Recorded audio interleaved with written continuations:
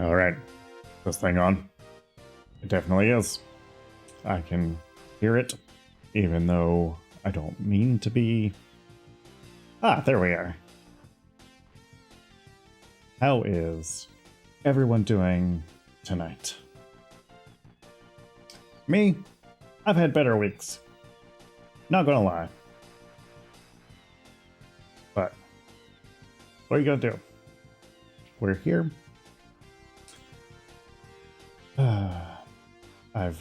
I've done some fiddling with some of the stream technology this week. Ultimately, with our goal being to, make things better than what they are. I will say I have rearranged a little bit as far as my position goes in regards to the TV, camera, and the chat. So now I'm not like looking over here all the time. I'm going to be looking right at you guys. You're going to get to see the serious face going on. What's going on, Bombshell? Bombshell, just for you, I did do some messing around with my audio levels. Still not real happy with it. But hey, hopefully it at least sounds a little bit better than perhaps what it did. But yeah, so last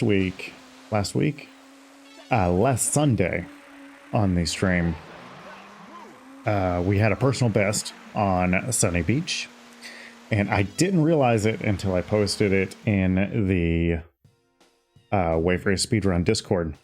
But my single lap time on Sunny Beach is like top 50 territory, which is incredible. I mean, for me, I was really happy with that. And then we're looking at like my, like the best lap is actually stored on the game, which would be what I said as a kid. And there's some speculation right now. Maybe I was using a Game Shark. I never had a Game Shark, so I would have had to have like had a friend over or something that had one. But the best lap time that I have is like top 10 territory.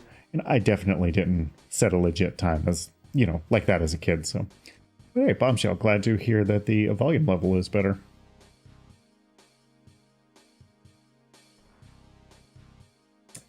So, anyways, I'm going to go for a little bit longer of a stream tonight.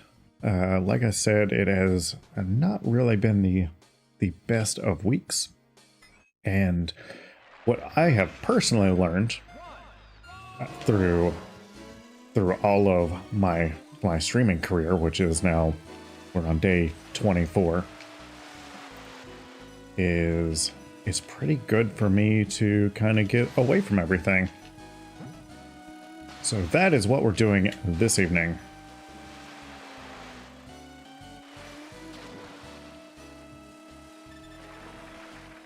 Not the best first lap, but hey, we are in warm-up mode. I did change the capture setup this week. Or today. I keep forgetting what day it is. I feel like Sunday at this point was like a month ago. But I'm not real happy with how the video looks right now. I was expecting it to look a little bit better. We're not doing any upscaling. We're just doing some like line doubling stuff right now. Basically to capture via HDMI. With the end goal being to get a somewhat smoother game video, but still have that gritty retro feel to it. Because I don't want like an HD quality N64 stream. I want you guys to know. It's like this guy over here. He's playing on N64. But yeah. Right, still first race.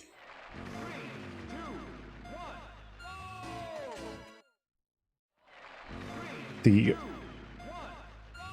biggest benefit I have to this new capture method is that my audio won't desync like it has been. Because that has been kind of a nightmare to deal with my little $10 capture card up until now.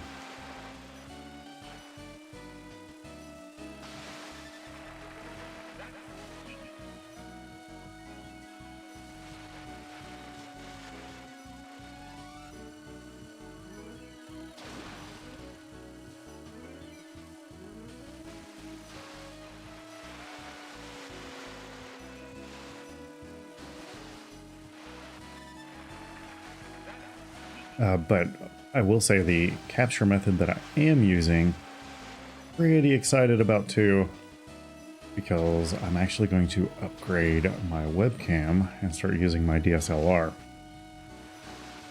Which I'm also excited about, because while I am very happy with my current webcam's performance, it is... it has some things to be desired. Yeah, I'm still using a really cheap HDMI capture card, just because I, kind of like a proof of concept type thing. But I am looking for a, more robust solution. My goal was, and a lot of folks that stream the N64, they are, well, retro games period, they'll do some sort of like HDMI mod or HD mod to their consoles. I'm not opposed to that. It's just I wanted some versatility to be able to basically plug in whatever console I wanted to and not have to worry about how do I need to mod this to get it to work. And so that is kind of the setup that I'm starting to build. But yeah, I'm definitely interested in that Blackmagic capture card. I have an old Hero 3 here, but I have a Canon T3i that I've never really used, and with Magic Lantern loaded on that guy, and an HDMI cable, that's where we're going.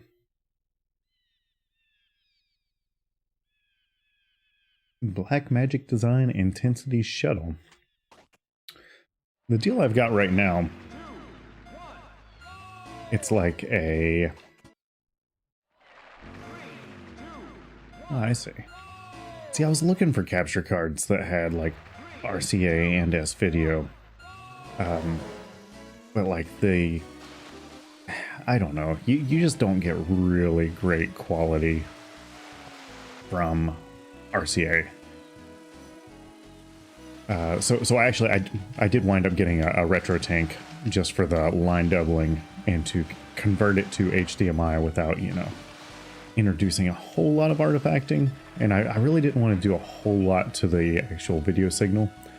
I am waiting on an S-Video cord for the 64. I have one, but if you know anything about S-Video is finicky AF. And the one that I have, it is super smooth. I really like what it looks like, but the color is all goofy in it, which is one of those things with S-Video. Sometimes you just get a bum cable and it comes through almost like black and white. So waiting on another one of those. Yeah, so Bombshell, you and I are one and the same whenever it comes to using commercial grade gear.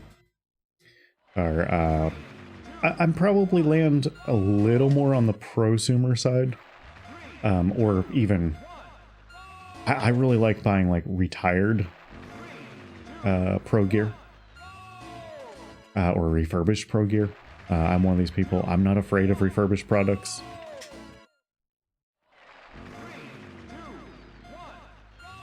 But yeah, I mean, like my home network, it's all prosumer stuff. It's built more enterprise quality. Whenever it comes to the gear that I use, I tend to always gravitate towards that prosumer place. And it's not really because like, I've just got to have what's premium. I've got to have what's premium. I don't think that you actually get a markedly better product for your money just because you're buying enterprise grade. But what I think that you do get from it is just less headaches and less problems whenever it comes to setup and keeping everything working. I really think that what you're paying for is kind of that robustness and support side, more so than anything. So that is probably where I tend to lean a little more towards the premium end.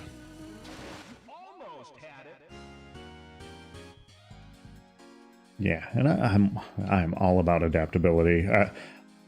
Whenever I catch myself, I'm a huge tight ass. Don't get me wrong. I do not part with my money easily. But I almost find a lot of times I spend more trying to cheap out and, wind up buying more bits and pieces and all of that, just trying to make the cheap option work. And if I would have just, dove in head first and went enterprise prosumer grade. I will say though, I have gotten ripped off a little bit on that, and some of it's just because I didn't do my research. I just recently bought a 24 port networking switch that had been retired, and it was about half of what I was expecting to spend, and didn't realize it until it got here and I tried to use it, and come to find out I got the model that didn't come with power over Ethernet, and so now I'm just like completely kicking myself because I have this 24 port switch that was going to replace two other smaller switches, and it doesn't have power over Ethernet, which means I have to keep the two smaller switches now.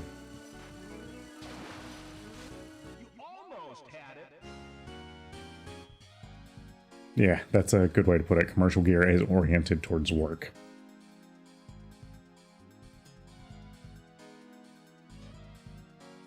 Yeah. So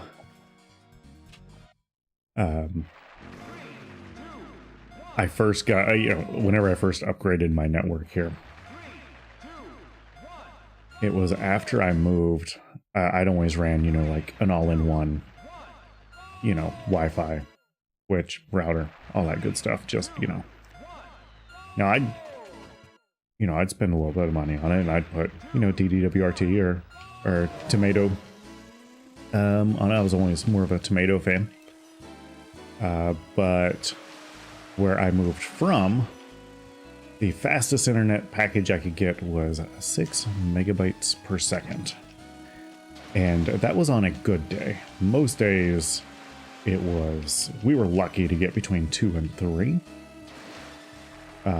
Where I am at now, I have full gigabit internet both ways. I have a fiber line that comes right into the side of my house, and I love it. And to get gigabit speeds, you have to have gigabit hardware.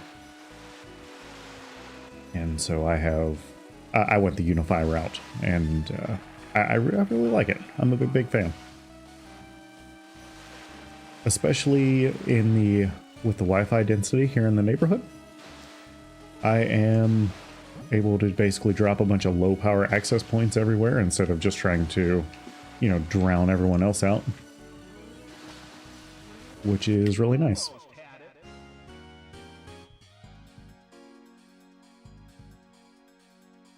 Yeah, before we moved, my gosh, we could barely even watch Netflix. Now I don't even know what buffering is.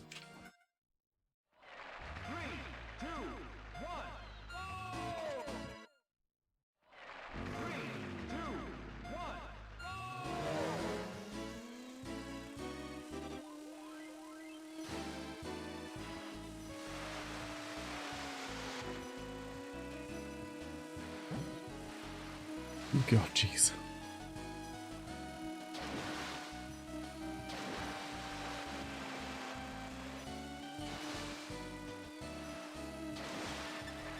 kind of all over the place on that lap, but hey, I got pie.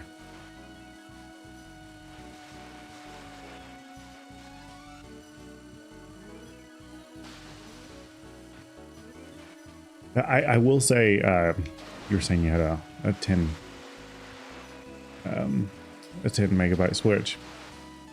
That is more common than you would realize in industrial applications. They actually tend to favor more of the lower end whenever it comes to like speed at the endpoint. I don't really know the reasoning behind it. I just know that there is a lot of you know, like serial to IP converters that run, you know, at 10 megabit instead of, you know, faster speeds, and you see a lot of Cat 5. Of course, you know, like super shielded Cat 5. Oh, yeah, so you have a bonded connection. Yeah, I remember looking at that option. My last house, I didn't even have options for DSL. Yeah, I think I can cut it closer to the beach. It's just tough. Because you do have to worry about getting into the sand, because the actual sand, even being under the water, can slow you down. But Pancakes was here the other night. He told me to quit tapping B whenever I was over the sand, and that really seemed to help. Yeah, so that was a really good lap. See, all I needed was a little coaching.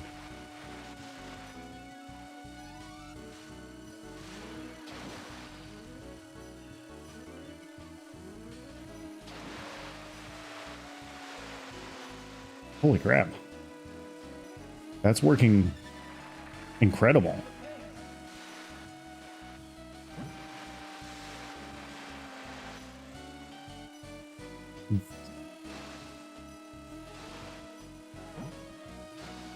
Oh no! If I hadn't have hit that red buoy, that would have been a personal best, I'm pretty sure.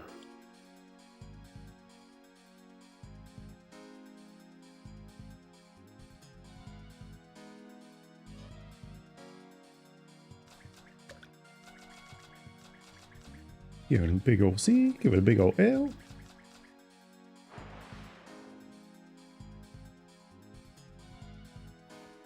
All right, we're on the leaderboard.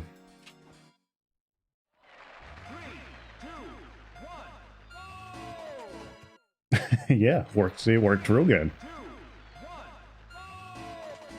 Yeah, solid tip there. 3,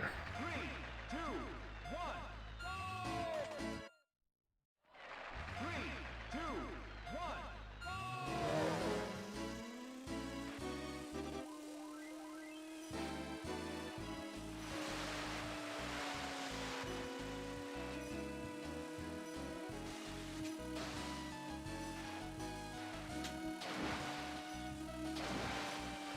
Ah, turned a little too late there. Well, pretty good first lap, though. Oh, no. Cut her a little too close that time.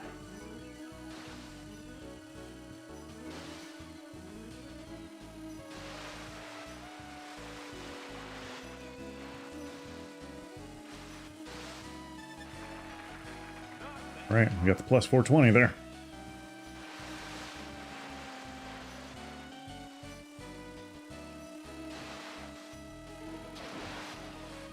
You know, it's weird because it's like, I know that I need to change the things that I'm doing. It's just, yeah, it's almost like muscle memory though, at a point. Where it's like, man, I've gone around this circle so many times. It's like, this is the only route I know. And even small little tweaks like that can be a real challenge to make. Whenever we completely changed our route on one section of Drake Lake, that was rough. Well, what the heck?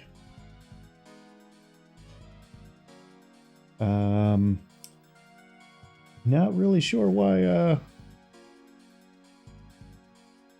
it timed out old Bombshell there.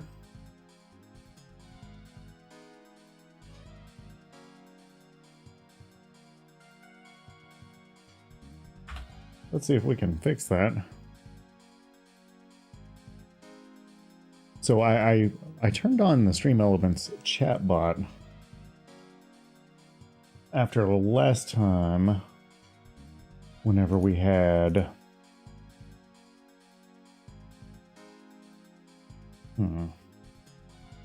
let's see here.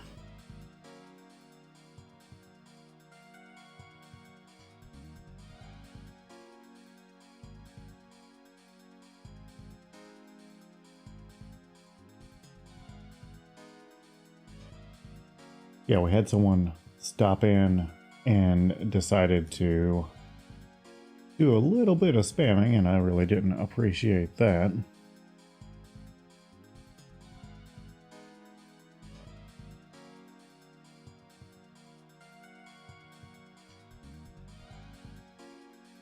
But let's see if we can turn that guy off.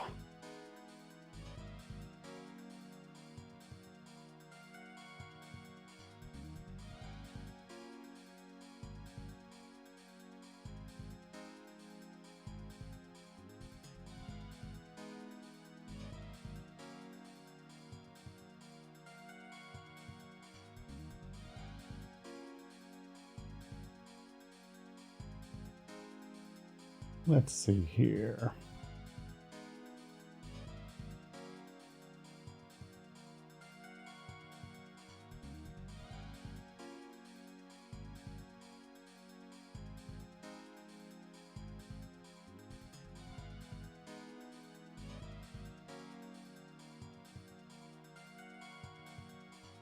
"23 messages were deleted." I don't want that.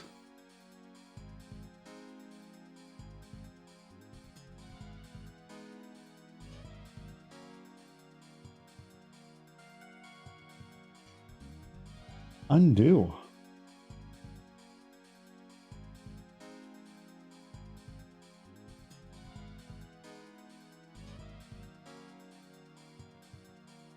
Okay.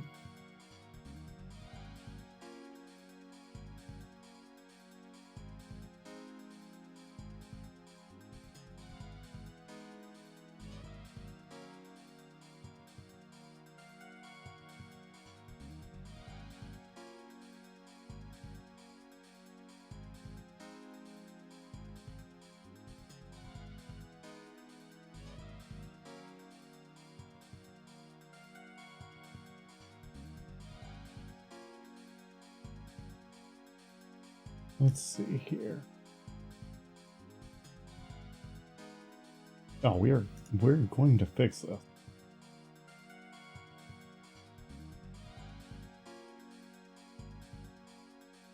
I don't want to disable my Twitch account. Here we go. Connections. And disconnect.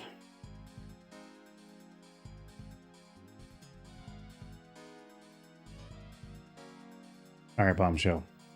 You should be back now, I think.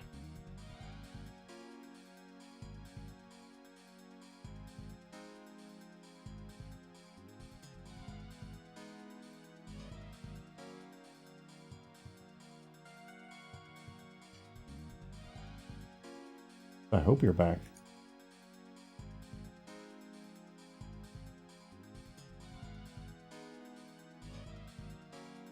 There, I'm just going to go ahead and give you mod access too. What the heck?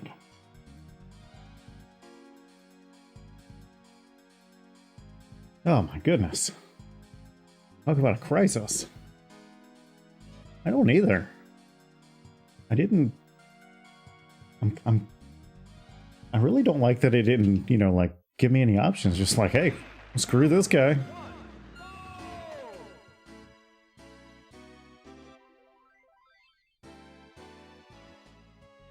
But man, it was not happy.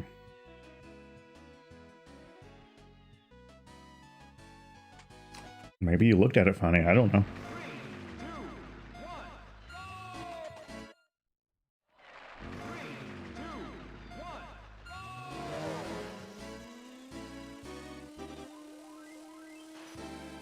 Yeah, I thought I was, yeah, too late there. Yeah, I thought turning on the chat bot would be good because Sunday night. Oh, gosh. Yeah, Sunday night, somebody was here trying to sell me some views, and as tempting as that was, I saw right through it. I knew what they were trying to do. They were trying to get me to tell 3 of my friends and start selling essential oils or something. I'm not sure.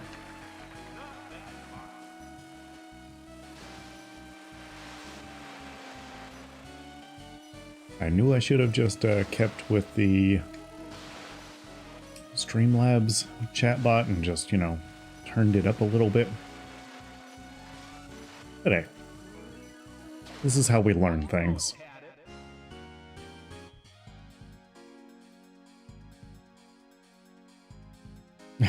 Yeah. Oop, already got our initials in there. Well, all right. Got a number 2 personal best.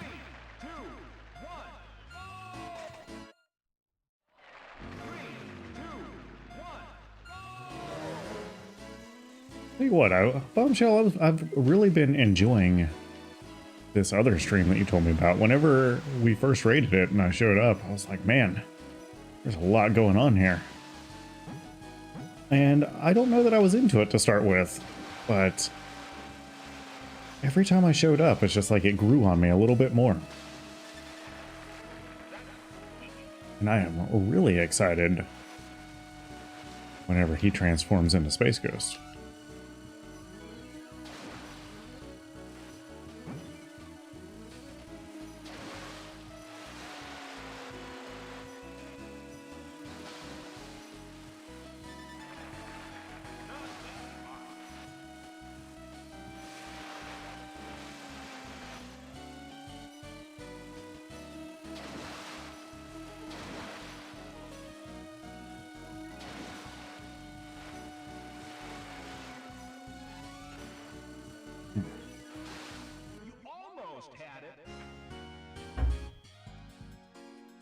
Yeah, I think I'm still kind of learning the layout of Twitch, as far as the way different categories go. Like I mostly hang out in the retro category just because that's what I'm familiar with. And then, you know, there's this new hot tub category. Ugh.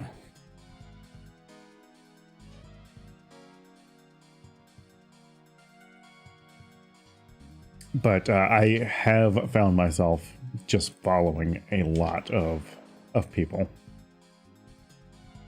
I will say, Bombshell, your tip of cutting that corner extra close, we have definitely made some progress, because now we are getting consistent in that high 105 territory.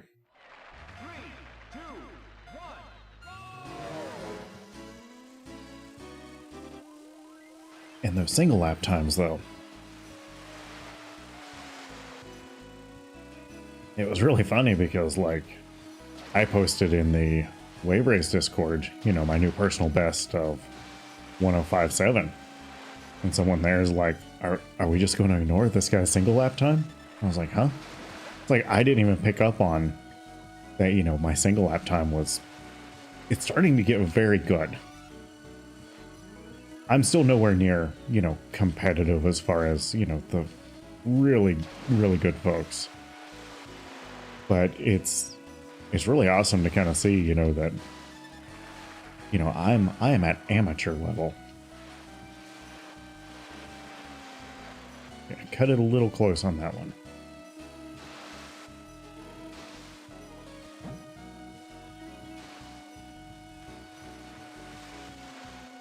And probably not close enough there from what we've been learning. You almost had it.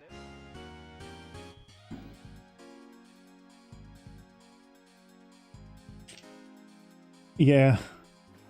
Yeah, I'm still a little torn on the raid thing. I like the concept, but I don't want to come across as, again, you know, kind of gets into the whole like e-begging thing. You know, I don't want to show up with like 2 people in a raid and be like, "Ah, I'm raiding you, pay attention to me." But that's probably just something I'll have to deal with a little bit. I think as long as I don't think I feel bad about it as long as I'm hitting up some smaller folks. I mean, obviously I'm not going to go into a channel with someone, you know, with 1,000 people watching and be like, "Ah, I'm raiding you with 2 people."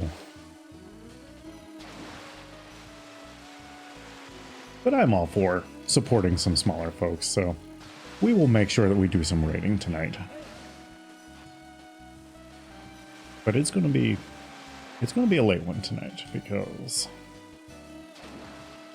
I am ready to play some games. I'm ready to get serious about a modern 3D racing game called Wave Race.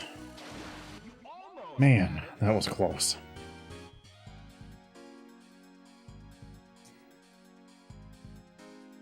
Yeah, I mean, yeah, I get it, but I mean, it's kind of like Twitter, though. I'm not going to at 20 people in every tweet I make just for the heck of it.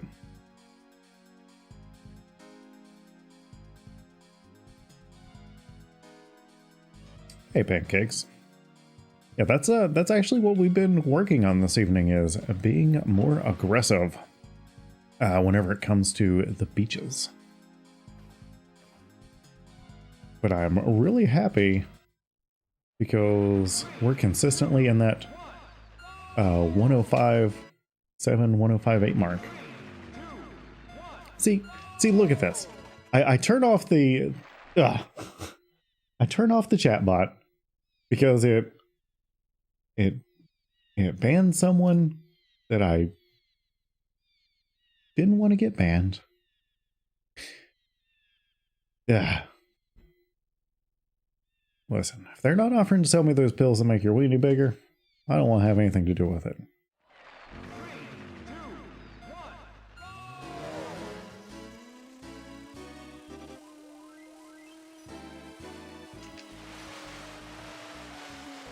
Yeah, probably a little too aggressive there.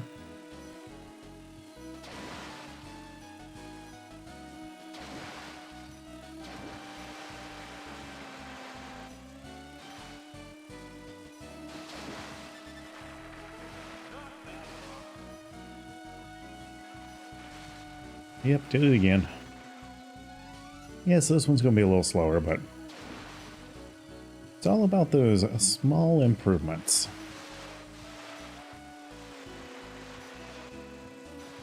Yeah, so Pancakes, whenever I posted that personal best the other day, I hadn't even noticed the single lap time. Yeah, not aggressive enough that time around.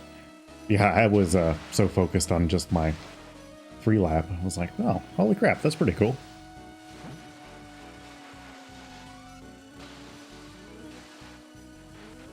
You almost had it. Yeah.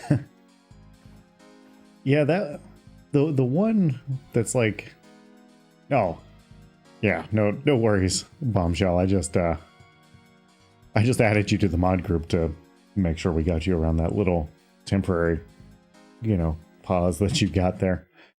Don't feel obligated to have to perform moderator duties. 3, 2, 1. Yeah, that the best lap time, that is definitely left over from Kid Me, because I went all the way back to the first stream that I did and it was still there. I'm convinced that Kid Me didn't, you know, or didn't have the ability to get a time like that, but I also don't really know how that time showed up because Kid Me never had a Game Shark.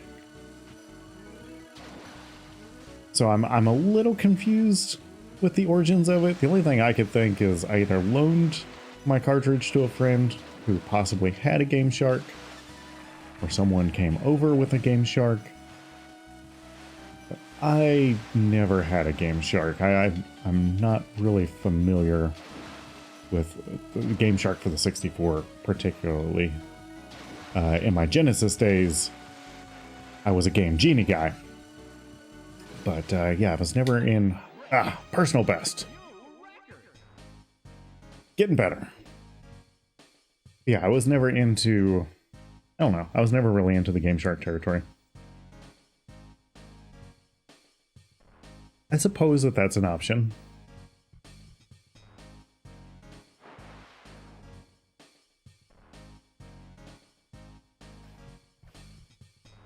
Gosh, it's amazing because whenever I set the personal best Sunday night, it's like I really had to try for it. And once I set that Sunday night and, you know, playing tonight, it's almost like, I don't know, it's like the new par for me. It's like that's where I'm able to kind of maintain now. It's addicting.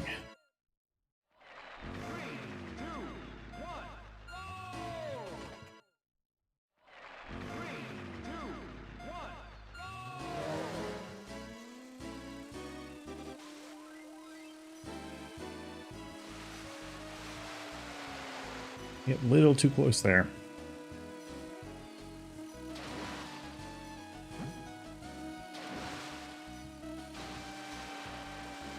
And a little too close there, probably. Splashed down a little hard on that wave.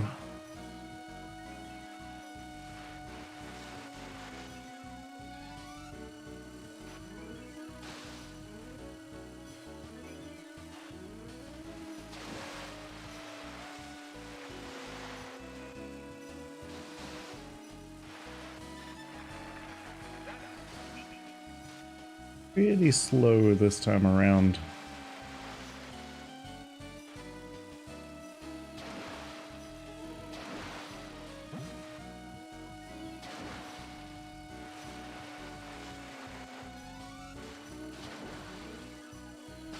You almost had it.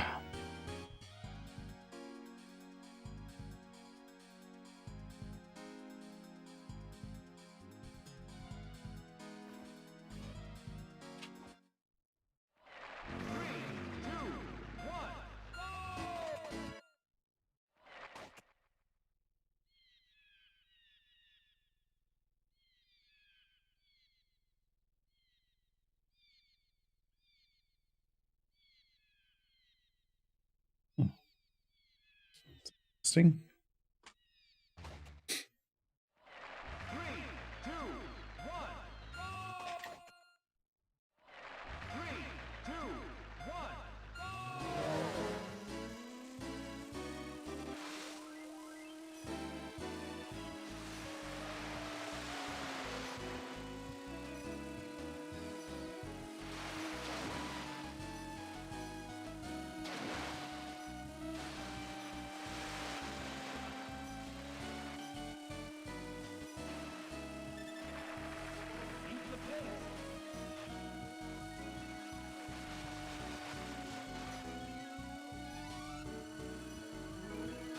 I feel like that last corner is about where I want to be.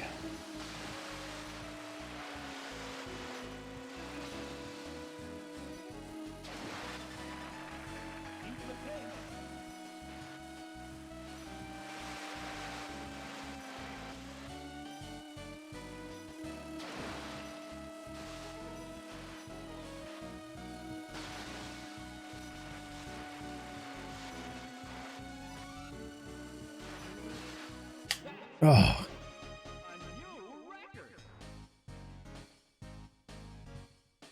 oh, hey, 100th follower. Nice.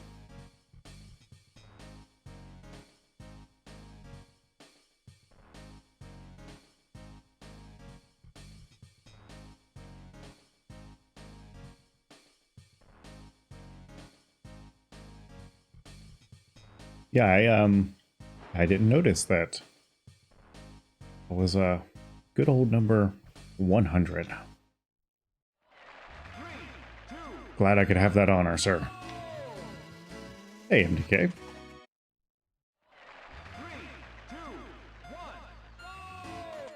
Yeah, tonight's the night for progress on Sunny Beach, apparently.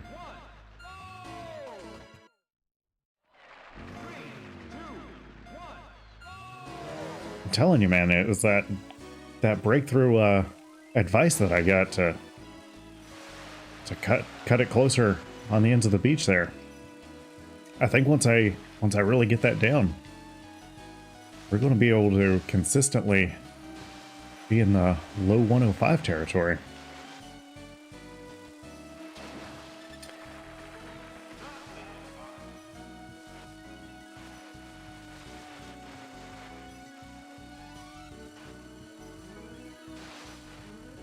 Oh no!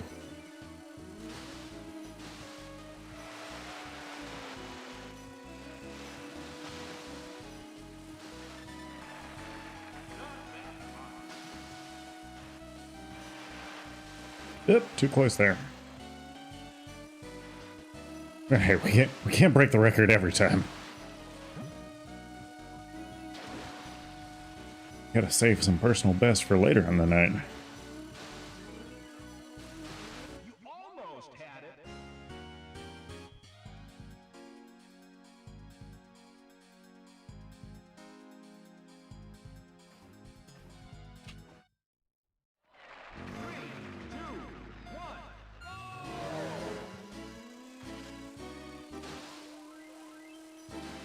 All right, start a little wider. Got it.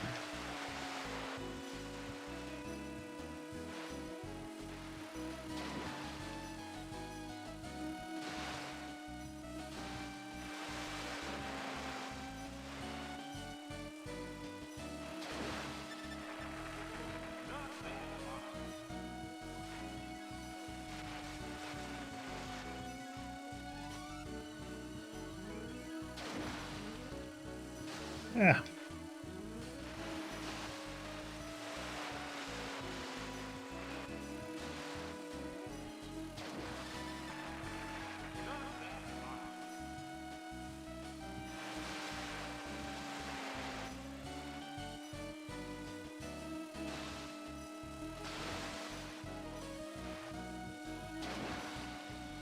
Oh no!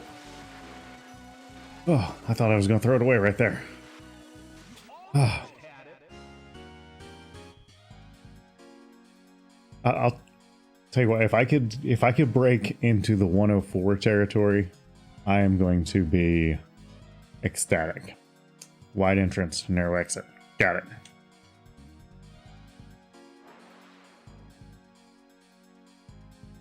I mean, heck, starting the night, I mean, we've already cleared the leaderboard.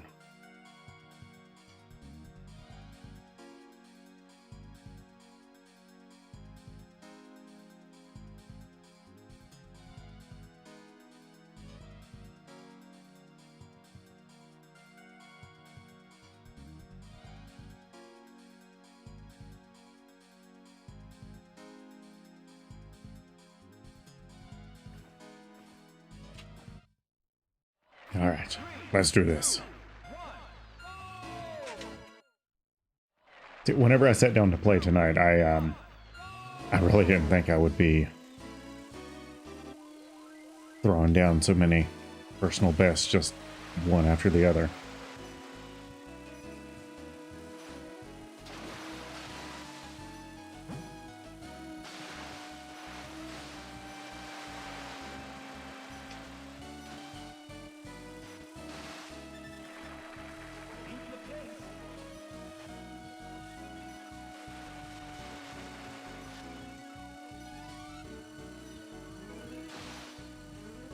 Oh no!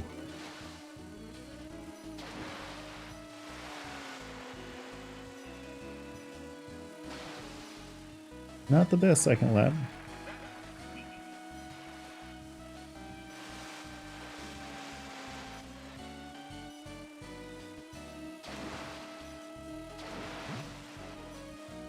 Probably shouldn't have hit that red buoy head on like that.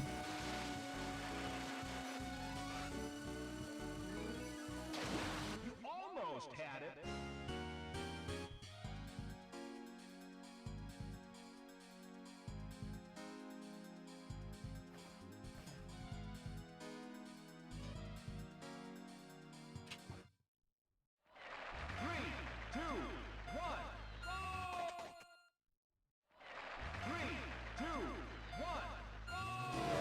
Yeah, tonight is definitely the night so far. It's usually some of the last runs of the evening before I'm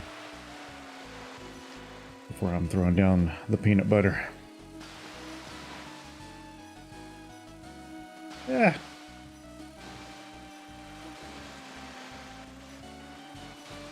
Feel like I caught a bad wave on that one. That's what I'm blaming it on, at least.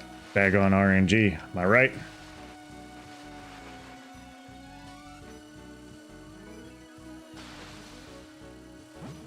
No.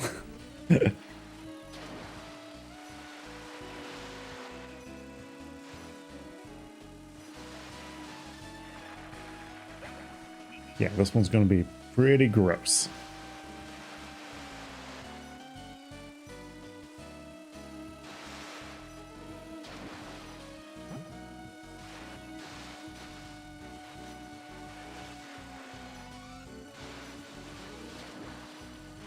You almost had it.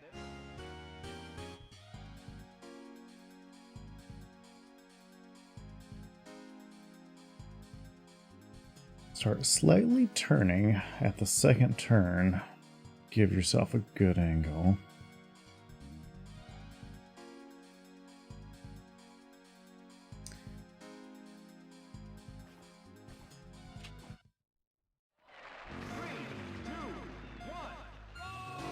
All right, let's see what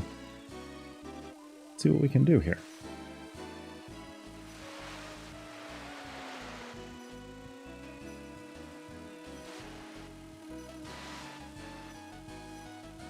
So are you saying to start slightly turning around here and then give a good angle there on the exit?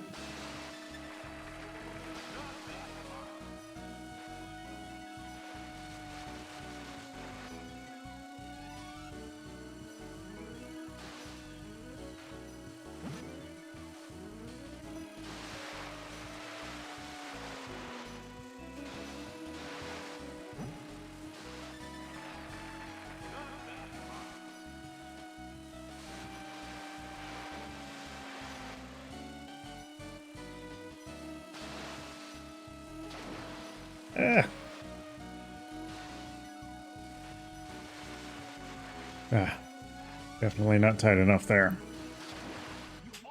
Man, 105.5. I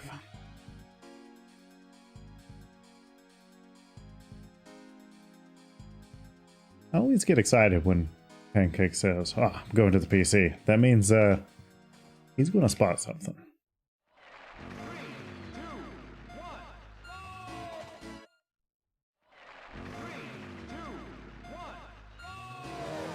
All right.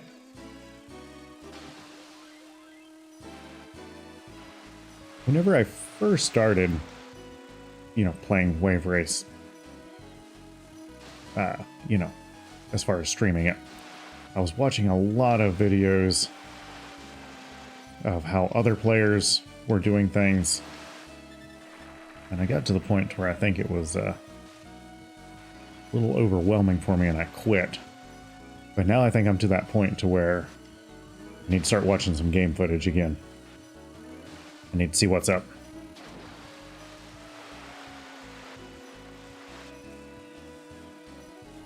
Feel like that turn right there was what Bombshell and Pancakes have been talking about, but I'm sure you guys will let me know.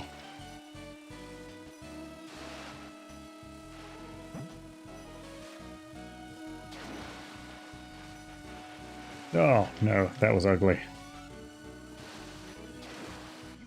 Oh, still a really good time, though. Let's grab us a refill here real quick.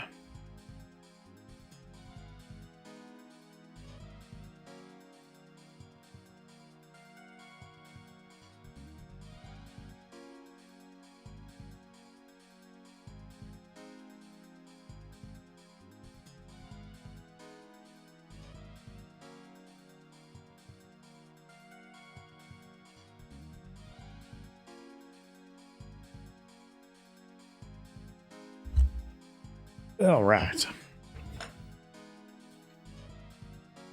It's really convenient having the having the CRT right there on top of the mini fridge.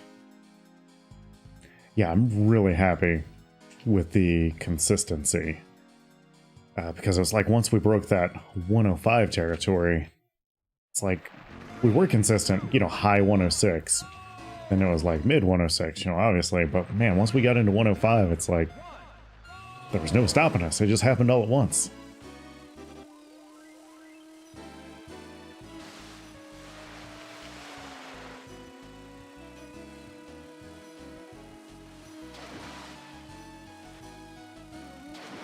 Oh, shoot. I let off the Z button for a second. Yep, went way too wide there.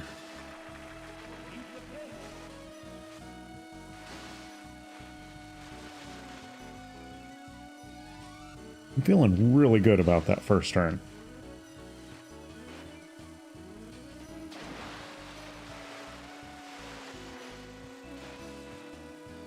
That second one, I still don't quite have it yet, but we'll get there.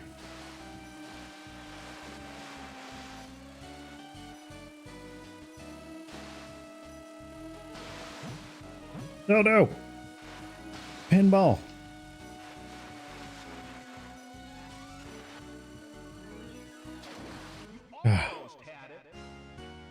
Welcome back, Pancakes.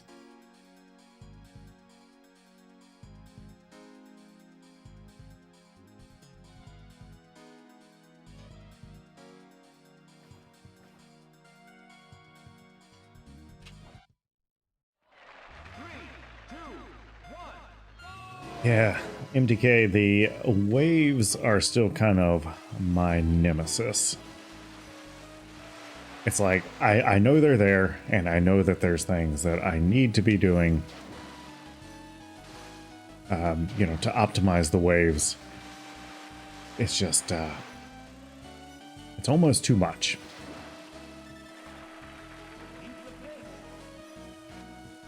Like, I feel like I'm just adding these little pieces kind of one at a time, and I'm just, I haven't mastered the art of managing the waves yet.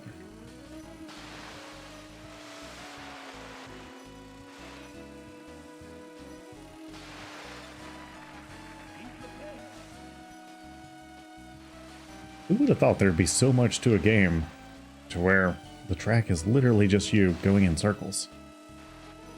I feel like I'm a NASCAR driver. Okay, go fast. All right, now turn left. Be careful you don't get under that guy's spoiler. Don't let him take your air now. Oh my gosh, another personal best. Guys, we are going to be in the 104 territory before the end of the night, and that makes me happy. Right?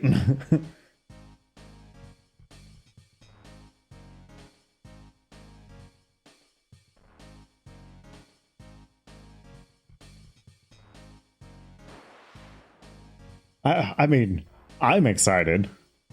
This is... Granted, I know that, this isn't like, competitive with the folks that are, record holders, but like, this is exciting for me because this is like breakthrough night. Oh, between the red and the wave instead of pushing forward through the wave. Okay, so I get what you're saying. So instead of hitting the wave and letting it slow me down, I can hit that little gap there between the buoy and the wave, because that is a short wave. Not to be confused with a long wave. Yeah, so I need to get a little bit more left there, but I was also pinballing around on the backstretch.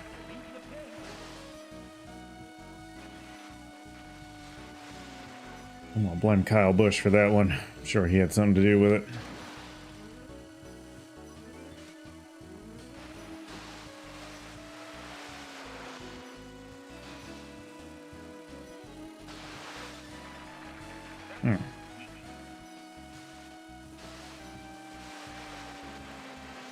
I'll tell you what, I am really excited to post that 104 time in the Discord, because that's happening tonight.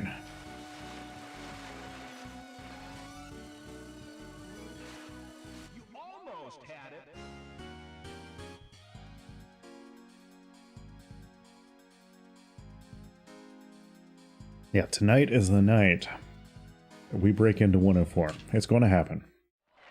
3, 2, 1. 3, 2, 1. All right, here we go. Yeah, Salty Beach. I like it.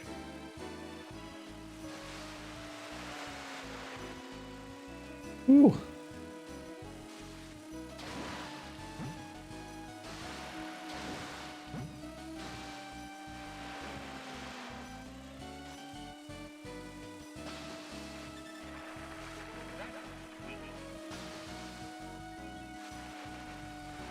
Oh no.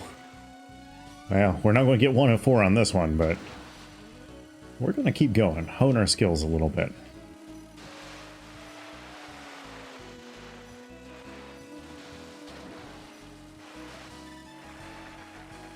I kind of want to switch out controllers. I feel like the stick on this guy is getting a little loose, but we're not going to mess with the mojo tonight. Maybe for next stream.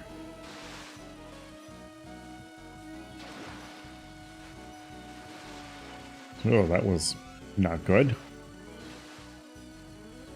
Almost had it.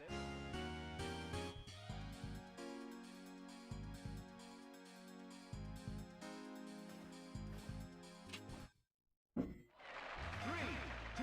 1. 3, 2, 1. Come on. 3, 2, 1. 3, 2, 1. 3, 2, 1. There we go. That's what we were after.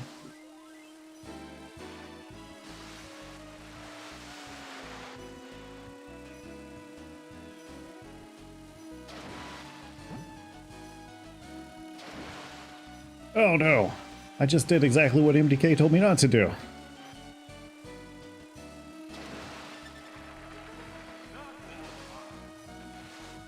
Hey, thanks, Chevy. I'm gonna tell you, we're throwing down PB after PB tonight. We're breaking into that 104 territory. It's gonna happen. I mean, it's not gonna happen on this run. That's for sure. But tonight.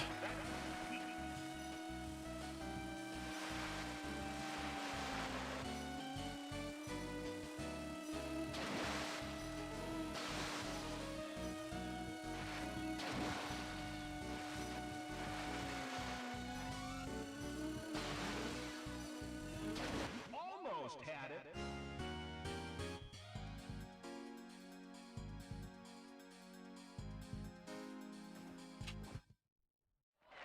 3, 2, 1.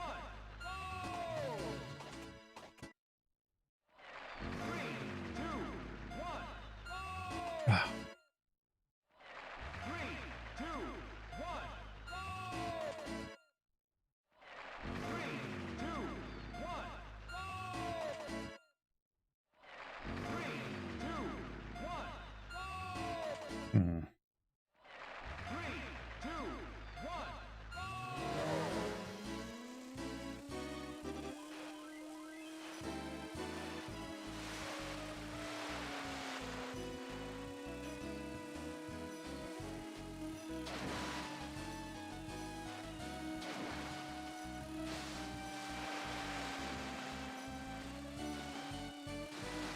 That went a little wide there.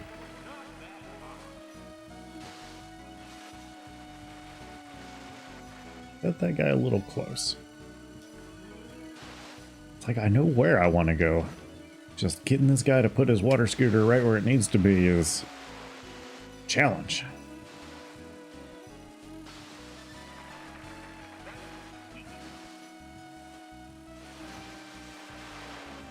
Ah.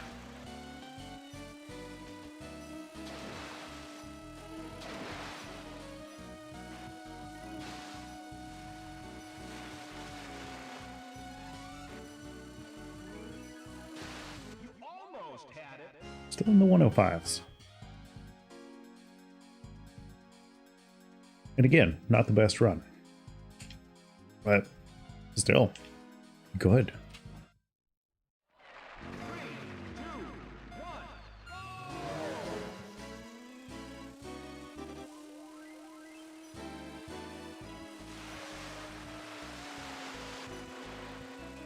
Cut her a little tight. Cut her a little tight.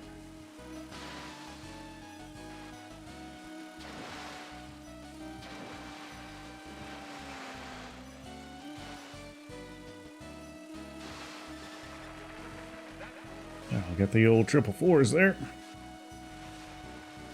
That's got to be good for something. Ah.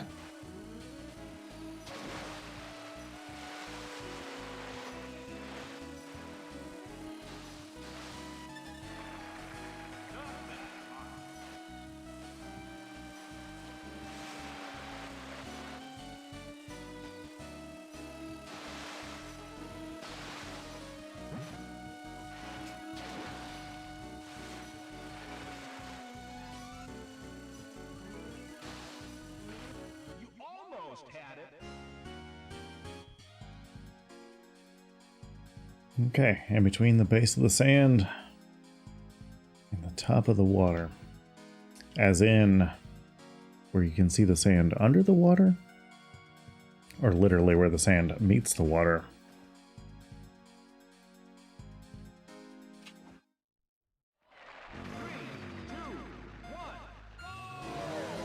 I think I'm trying to cut it just as close to where the sand comes out of the water as I can right now.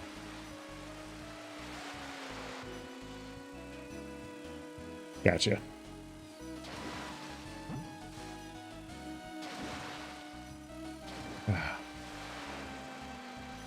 Okay. Okay. I feel you, fam.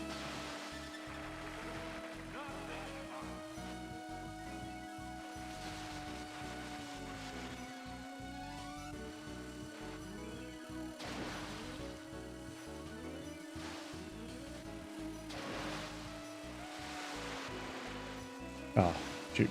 I didn't stop tapping the B button through that corner. What's wrong with me?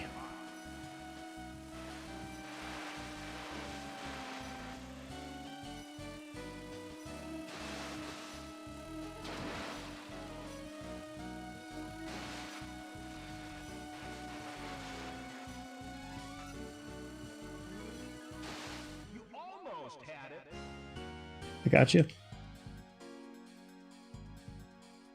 I don't know why, but every time the commentator says, not that hot, I always think of the Paris Hilton. That's, you know, that's hot. Which would make sense, because, you know, we're at the beach. Okay, halfway. No B button. And push a little forward there. Push a little forward there. Yeah. Don't plow through that wave. Don't B button around that corner like I just did.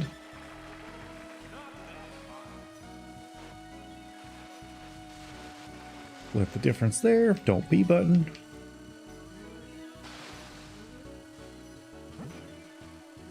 Yeah.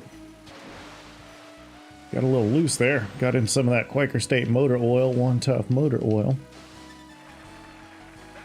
I don't know why I'm stuck in NASCAR mode now. Oh, too tight. Too tight.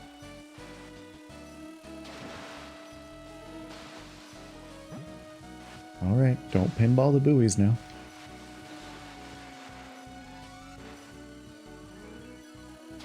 You almost had it.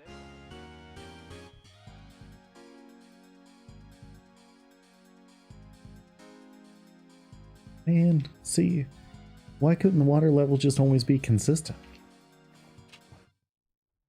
It would be a lot easier if it was just smooth. Boy, I completely missed that one.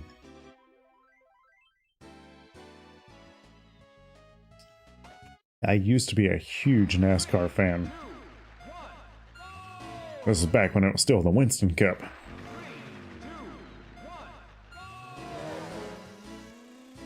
You'd go to a NASCAR race and they'd pretty much hand you a carton of cigarettes as soon as you got there. Roll to Copenhagen. Actually, I do enjoy going to NASCAR races, but I cannot sit and watch a NASCAR race anymore. They are some of the most boring things to me. I always went to Bristol and Martinsville, though, And there is nothing better, got it a little too close, than a Martinsville hot dog. They are these super pink hot dogs. They put some sort of chili on them, coleslaw on them. Ah, so good. Last time I went there, I probably ate like 20 of them. And, oh gosh, I don't know how many beers I drank.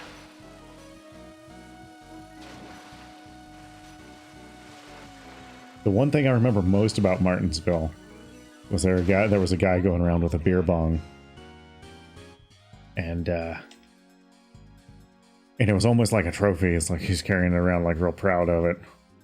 And just looking for people to come down out of the stands. And it wasn't like, this wasn't a fun beer bong. This guy took his beer bong very seriously. He'd load it up and, you know, just look at you with a dead face. Just.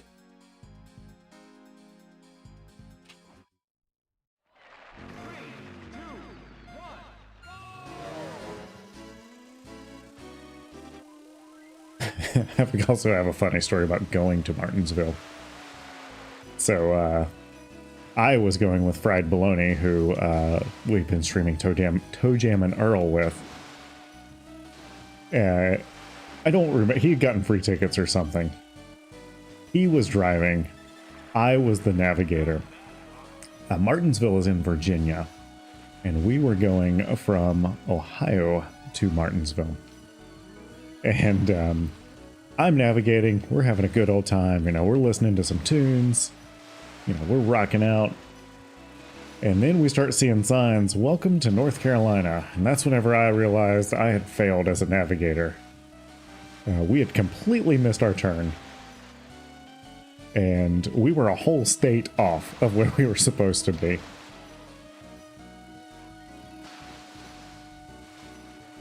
No, this run was terrible. Absolutely terrible. You almost had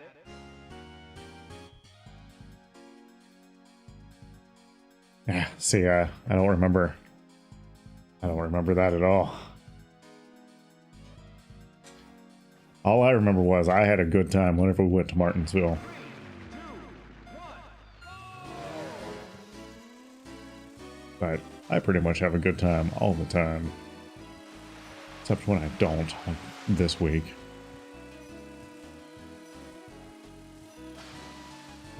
Oh no!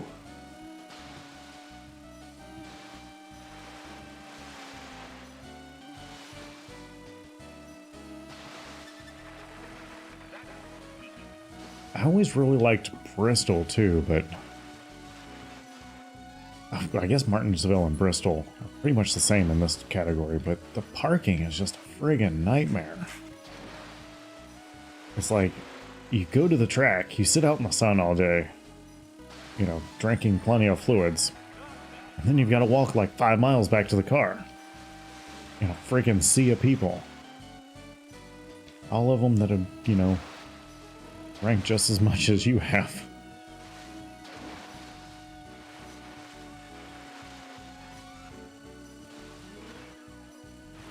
You almost had it. We're slowing down. We're slowing down, guys. We're going to have to get serious.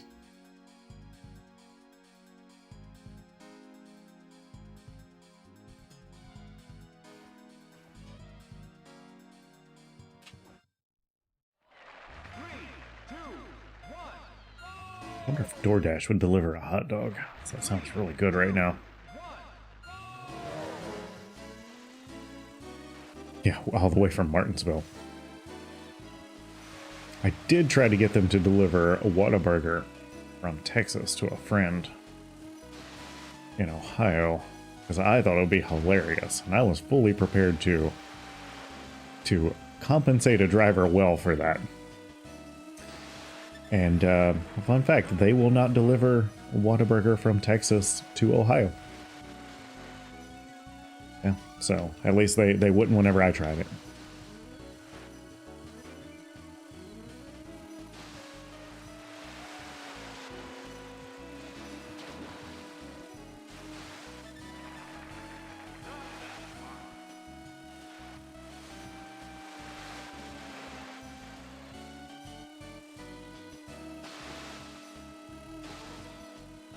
Okay.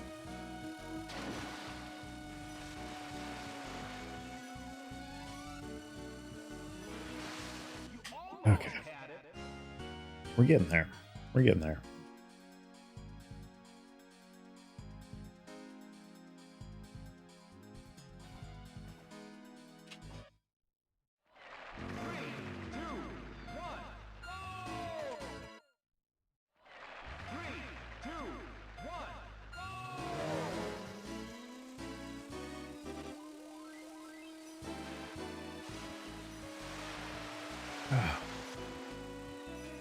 I don't know if that was a good turn or a bad turn.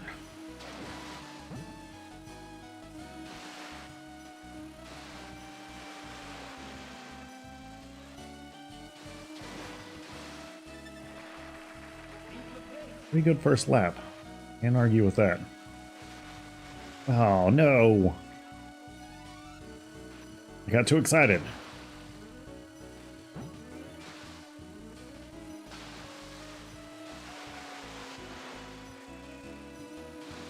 Not aggressive enough. Yeah, that was a pretty terrible second lap. I mean, good compared to my previous 24 speed running attempts, but for tonight, man, we're making some real progress tonight. Almost had it. 057. I'm getting that 1 and 4 tonight.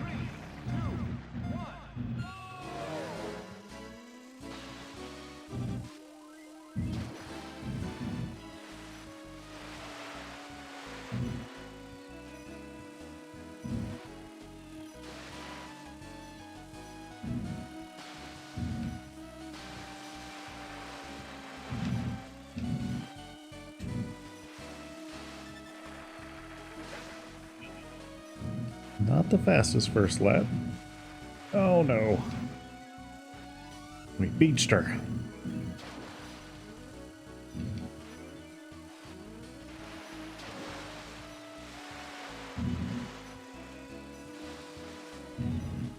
I feel like if I can line that backstretch up just right, I don't completely freak out and just correct myself the whole time. But otherwise, I'm kind of all over the place like that right there. Almost had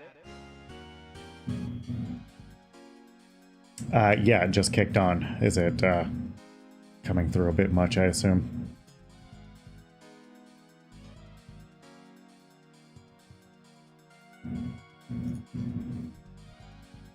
Let's see if we can take care of that here real quick.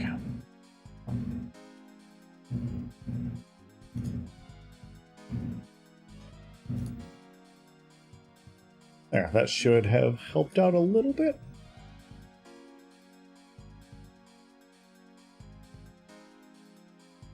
Yeah, so I'm actually, I'm in the basement. Air handler's down here. It's kind of noisy. It's the risk you take. 3, 2, 1.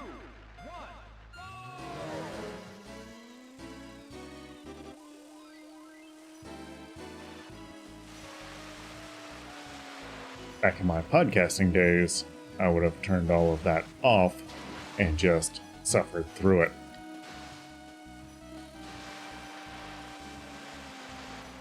But I don't think the wife would accept that, as hot as it is.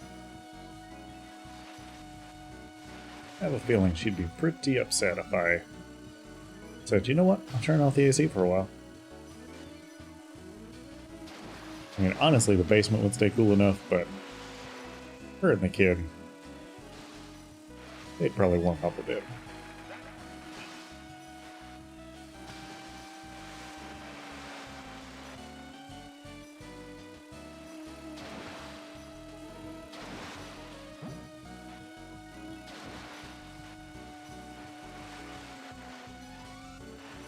It's not this run. Almost had it.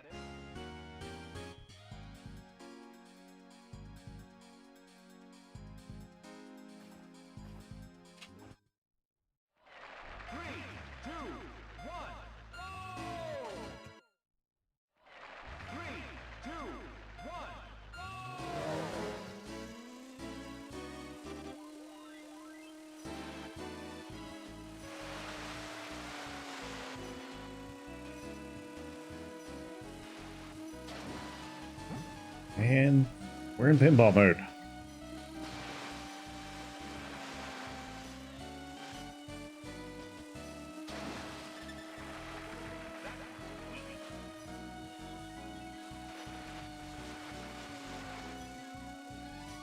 Here we go.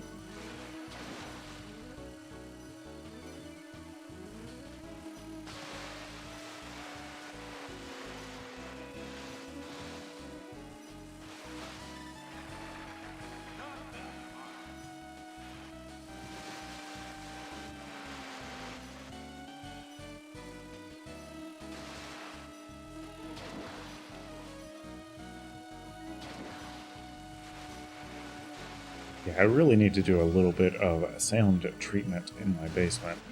It would help a lot with all of the extra noise, because I mean, concrete floors, not a lot of furniture down here, not a lot to really soak up all of the noise.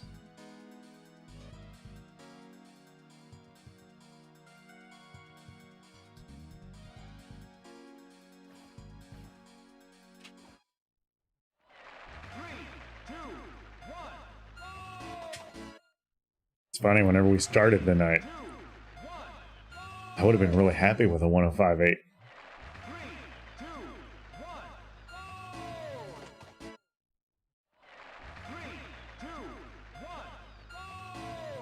Come on.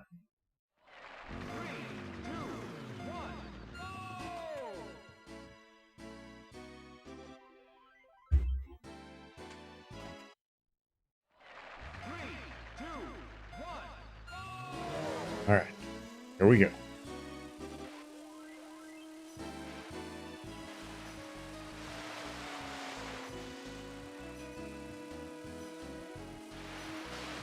Yep.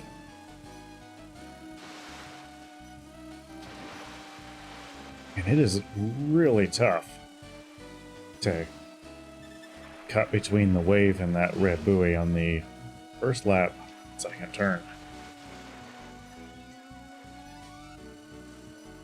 Just got that one a little tight too.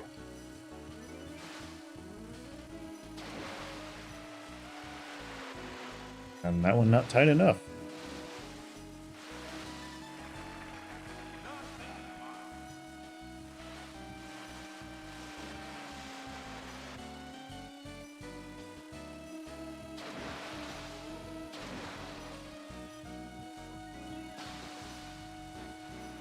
Someone popped in the stream the other night and they're like, well, there's your problem. You're using the slowest guy in the game. I'm like, no, man. Fat man's got skills. Don't underestimate the fat man.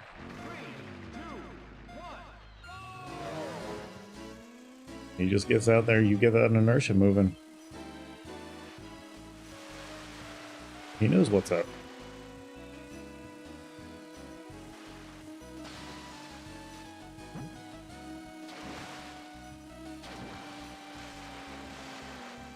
And they were like, yeah, well, I could never win with that guy. I'm like, oh. Well, I could. Actually, I could run a championship right now and I would have no fear of not winning.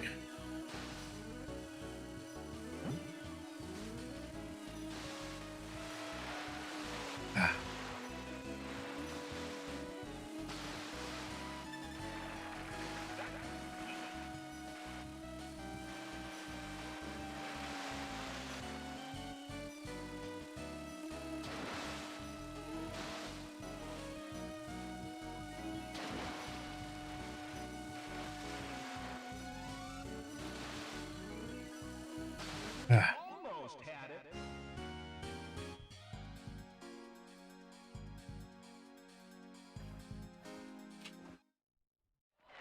Three, two, one, go!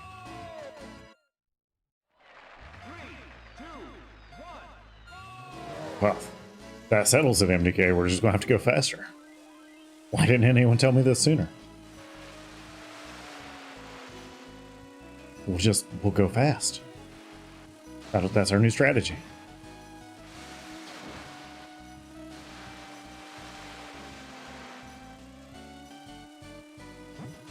Gee whiz. Sometimes you hit those buoys and you go, man.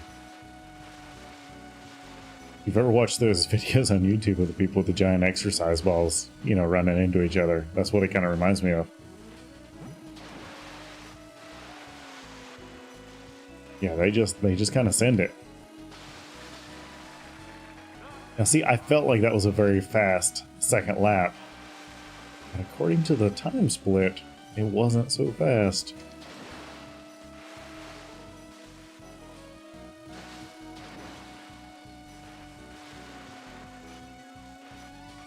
Come on, you bastard.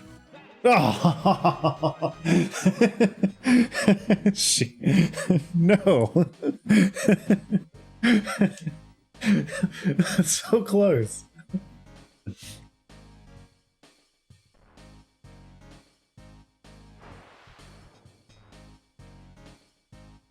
Oh. Oh, it's painful.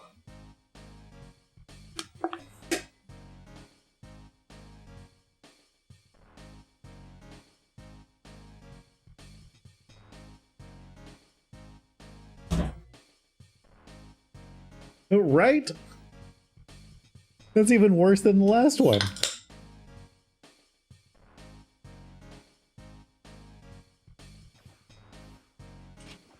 Robbed. Absolutely robbed.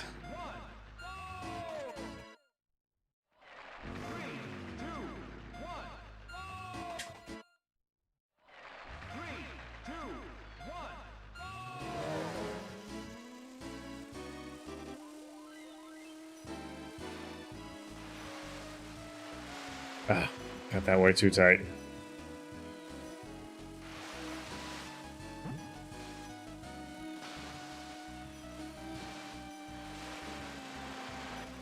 Yeah, we were on that last little stretch, and I'm like, oh, this is the one! This is the one! No!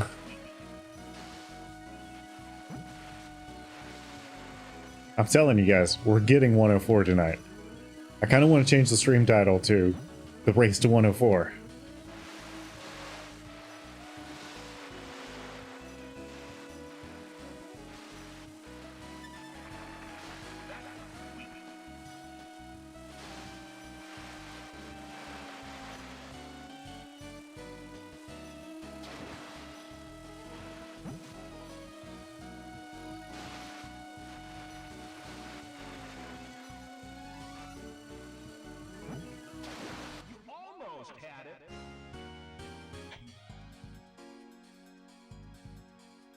Oh, right, you're a mod now.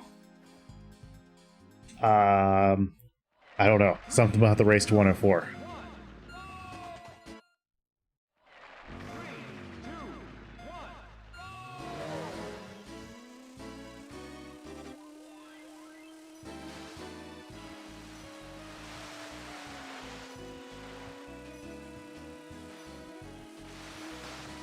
Oh. Man, we just kind of went right through that buoy.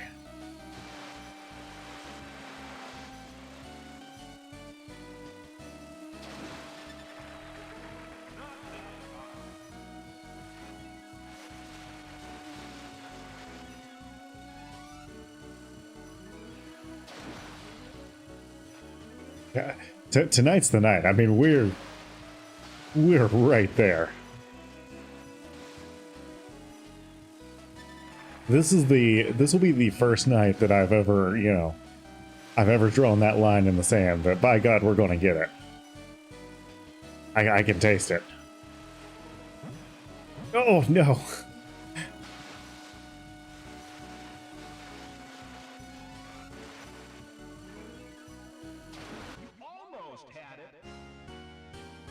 Yeah, not a big deal if it's not something too straightforward, Bob Show.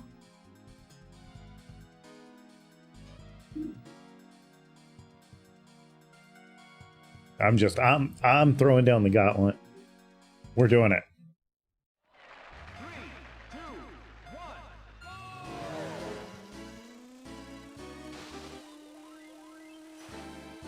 Yeah, I'm gonna instead of calling this a personal best, I'm gonna call this a personal world record. 'Cause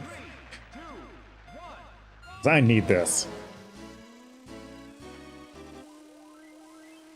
Gosh, why would people do drugs when you can just play Wave Race?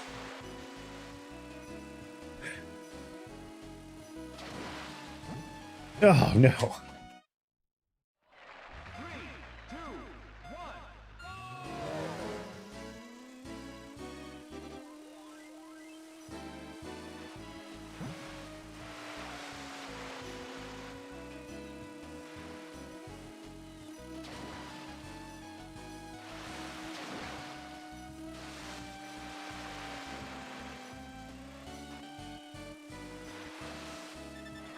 Okay, good first lap.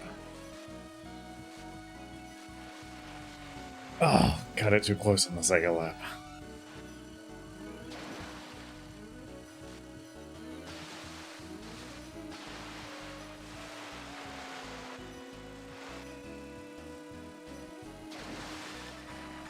Still a pretty good second lap.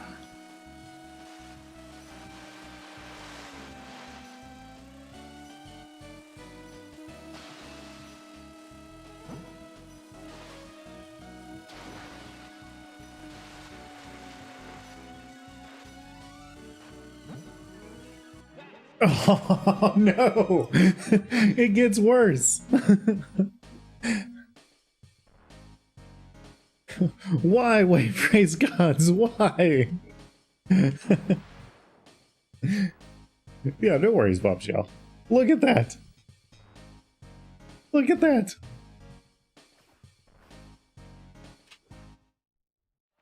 2, 1.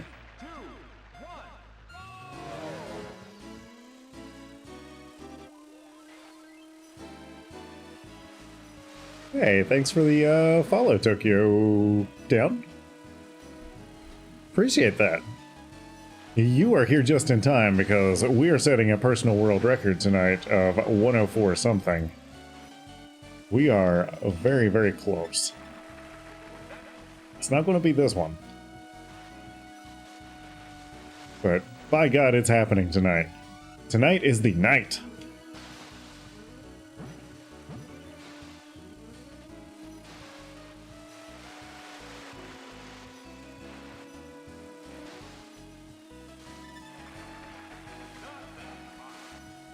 Yeah, definitely not this one. I think I was a little overzealous with the B button through those corners there. Just a little sloppy. I'm too excited. I'm too excited. You almost had it. Oh, yeah, you nailed it earlier, MDK. Hashtag Salty Beach right here.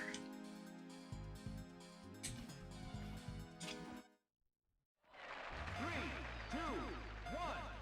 I have 3 times on the leaderboard of 1050 something. That's how close we are right now.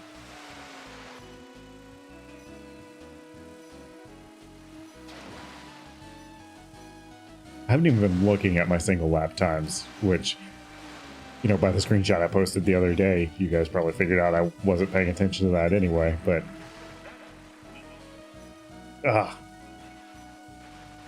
Yeah, we're hitting 104 tonight. Which is crazy because this is probably... I mean, I've played Drake Lake the most, but I really haven't played a lot of Sunny Beach. Between Sunday and tonight, it's probably the most I've played Sunny Beach.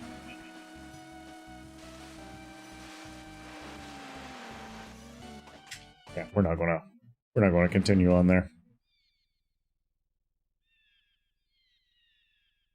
3, 2,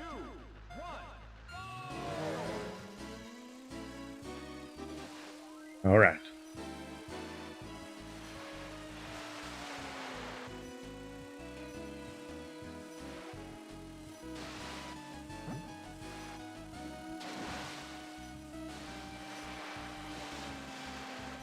Yeah, probably not this one either. That was pretty sloppy.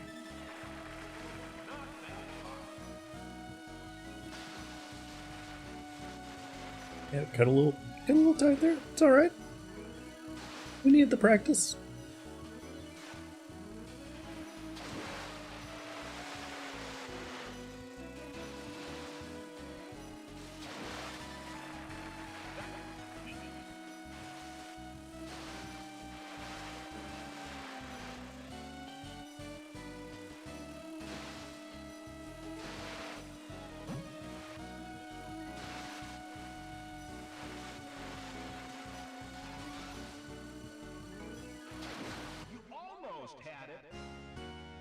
All right, come on.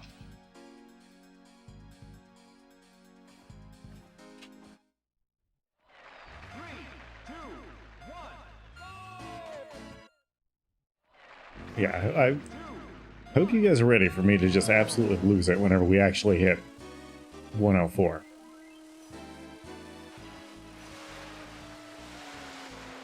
It's going to happen. There's going to be fireworks. We'll have some drinks. Yeah, we're going to do it upright.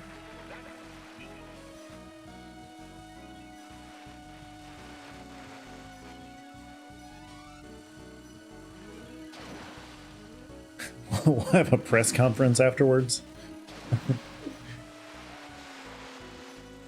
Give the media a chance to, talk to me about my accomplishments.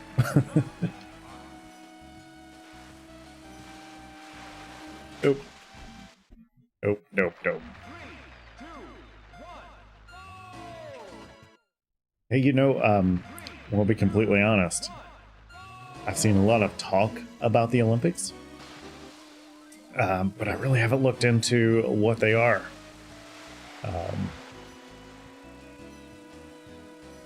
So, yeah, I'm obviously not planning on participating since, I don't even fully understand the Wave Race Olympics. But hey, I am excited because anytime there's community events like that, I think it's pretty cool.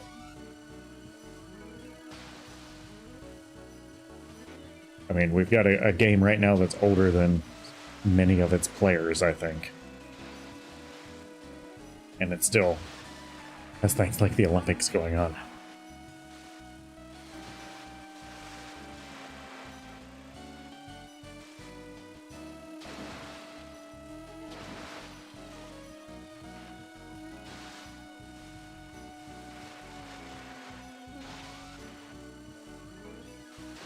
You almost had it.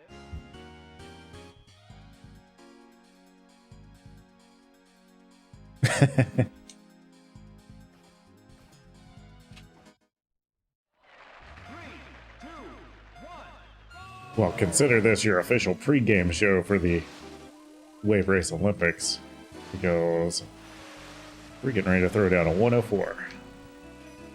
And I think that's a good way to lead into the Olympics. Or the Grind Fest, as you call it.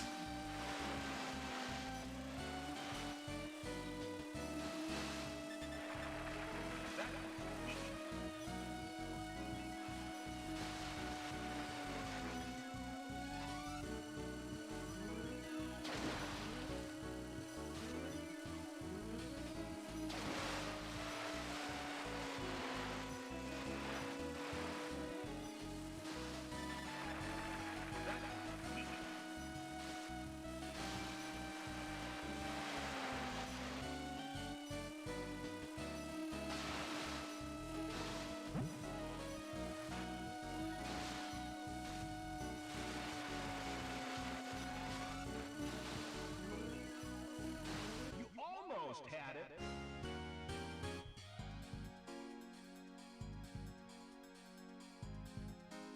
Yeah, I'm not opposed to it, but I just hadn't really planned on participating, I guess.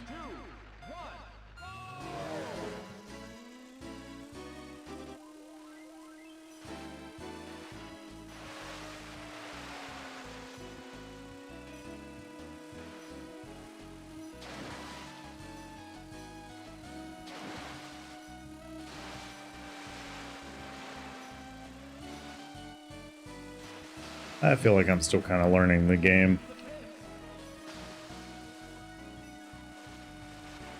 I'm just a casual player. I'm not, going to be able to hang with you veterans. But I do enjoy the community.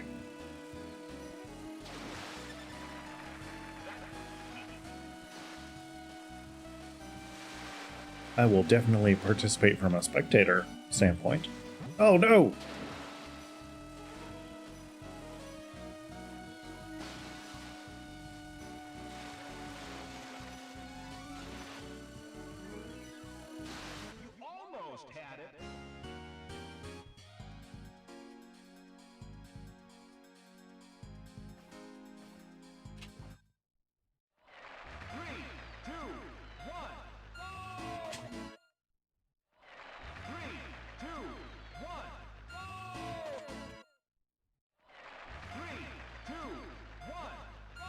Okay, here we go.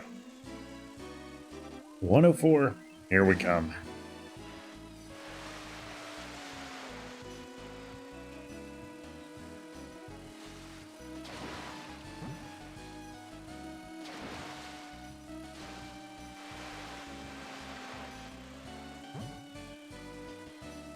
Ugh, that was pretty ugly, guys. It's not gonna be this one.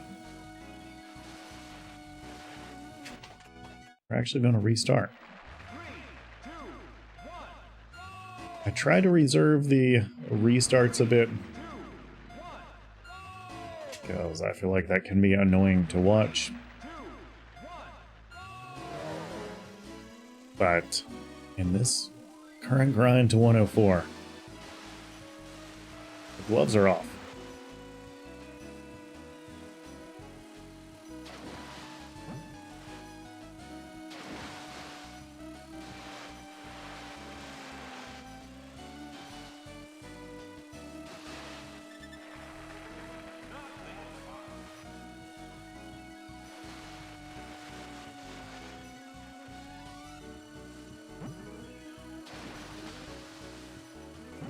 Oh no.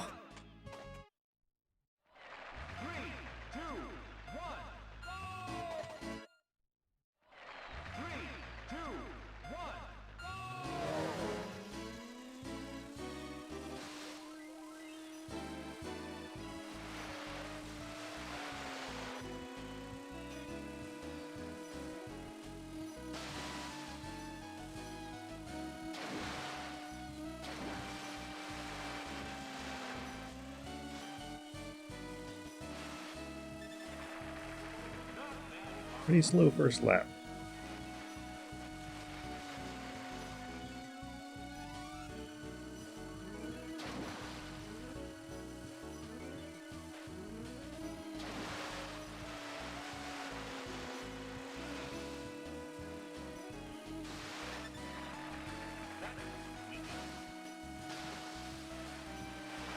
Oh no! Almost hit that lady on the beach.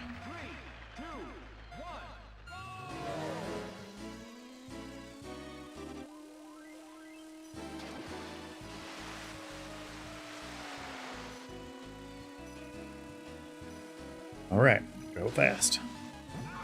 Whew. I like that.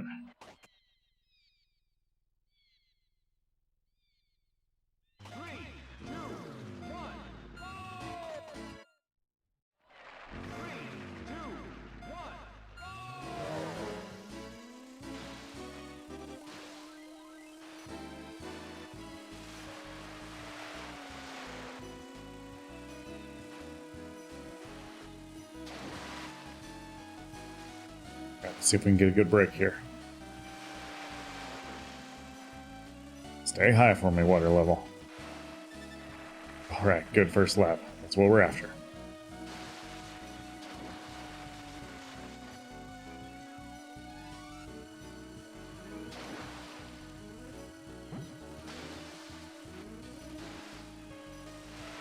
Oh, wide turn. Wide turn. Not the best second lap. I don't know if the first lap was good enough to make up for that.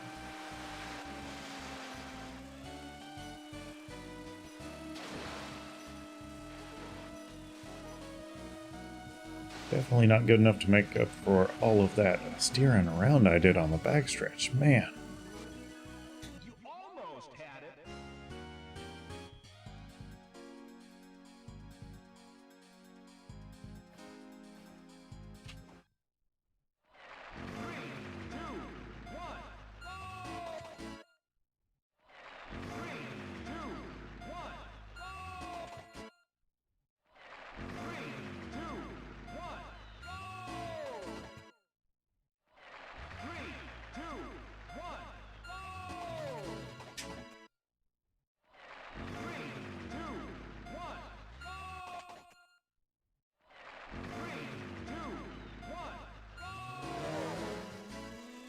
All right.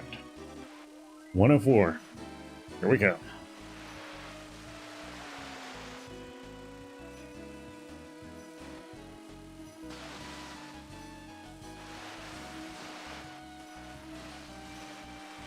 I like how there's U-turn signs on the beach, like, you know, I need a sign to tell me I'm gonna have to do a U-turn.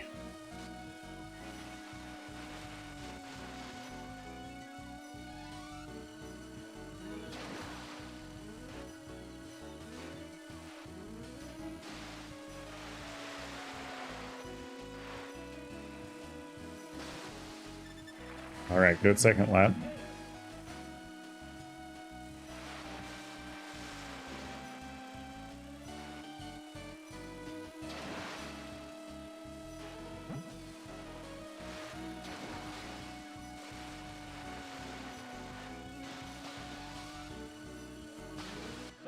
Yes!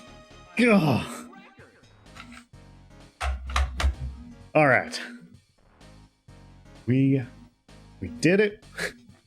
We hit 104. And not by a little bit either. I'm glad, Bombshell. I hope you had a mouthful of Chinese food whenever we did that. Ah, that is exactly what... Well, heck, whenever we started tonight, I just wanted to play some games. I never thought tonight was going to be the night that I broke into a 104 territory. So this is awesome. And it's not, I feel like it's not by a little bit either. It's like not that barely into 104. I mean, I feel like I broke in there pretty good. But I'm not done. I'm going to keep going. But I am going to take just a real quick break. And I will be right back. And we'll see if we can keep this streak alive.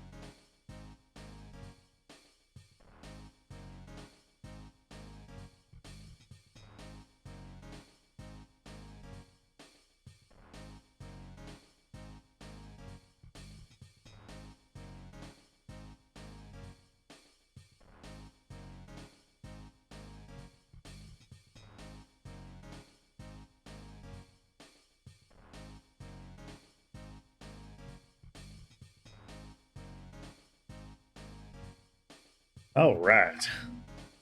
Man, that's awesome. I am really glad that we got there. Let's see here. Yes. Yeah, that's pretty much it. I had to go jump up and down and scream a little bit. You know, tell my friends. You know, I just met my life's accomplishment right there.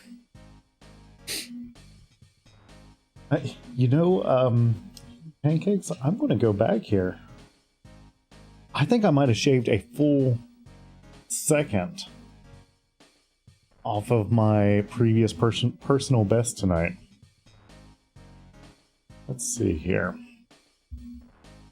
I've been keeping track of some of my times.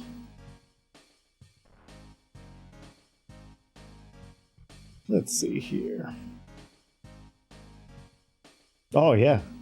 Yeah, so we are just shy of shaving a full second off of our previous personal best that we set Sunday night. And this is the first time I've played since Sunday night. So I feel awesome about that. Yeah, so this is, I believe, my 24th session playing Wave Race. I do not play outside of the stream. The only thing I have done outside of stream is just practicing the starts and getting max power. And most of that time has been spent on Drake Lake. It's really just been the past couple of streams that I've dabbled into Sunny Beach. Yeah, so if it says 24, chances are that's pretty close. I may have skipped a number or duplicated a number at some point, but yeah, 24, that sounds right. I've been trying to keep that in the title so that I know how many sessions that I've had. I don't know. I don't know if I'll be playing this in a year, to be honest. Yeah, I thought 24 was what I put in the title, but I didn't. Who knows? I don't know what's going on right now. I'm still coming down from that 104 high.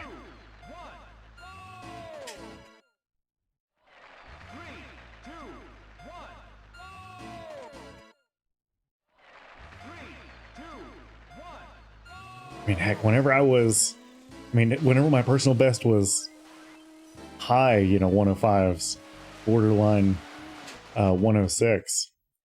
Like, how in the heck are these guys throwing down 103s? I get it now. I get it.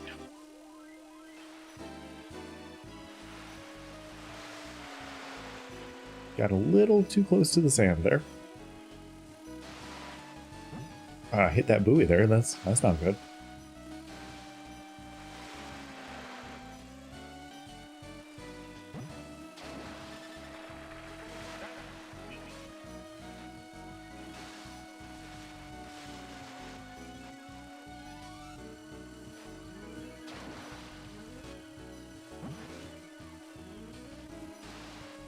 Had to steer a little too much on the backstretch there.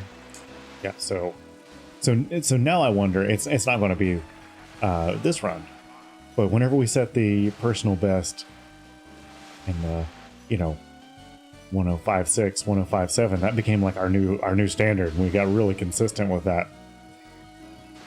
Are we going to be able to do that with the 104 mark? Are we going to be consistent in the high 104s? That's what I'm excited about. Probably should have restarted that one because I knew that one wasn't going so hot. But man, look at that. Just look at it. 104. Right there.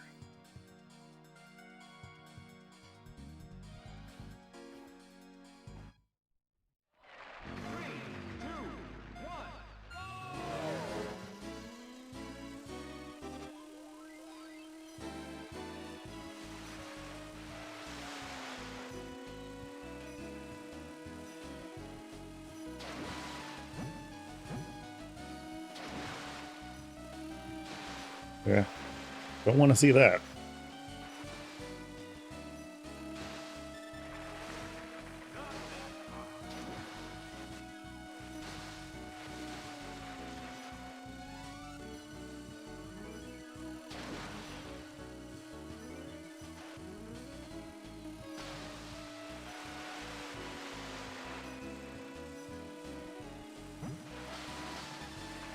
Ooh. Pretty ugly.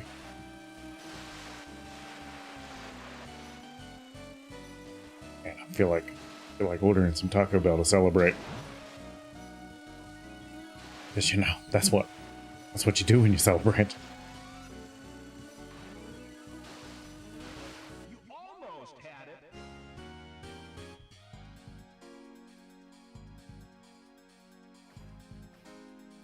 speaking of celebrating at Taco Bell, for my birthday this year, I did the Nachos Party Pack Challenge,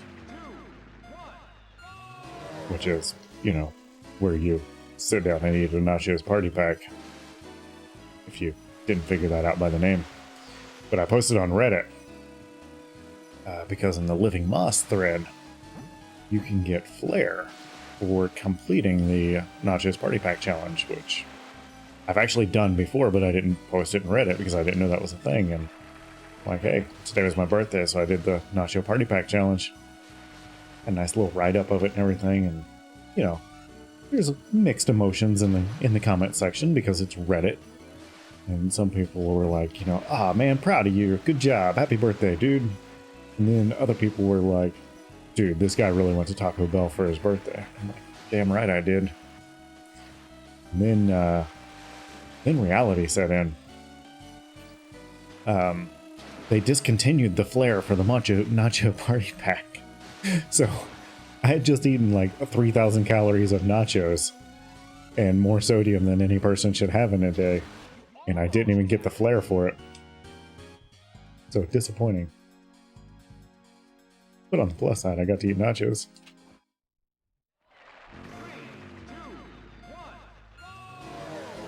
And as someone that suffers from a disability called a low sodium, I don't know how, the sodium doesn't really scare me away. I mean, a lot of calories still, but technically the high sodium levels are good for me.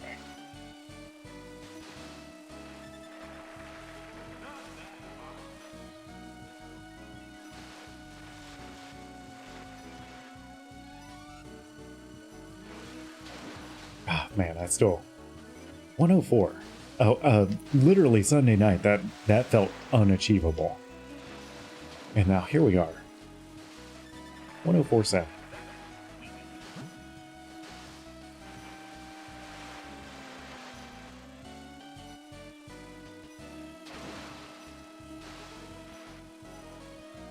See, I'd like to thank Jesus, Satan, all those people, everyone that made this possible.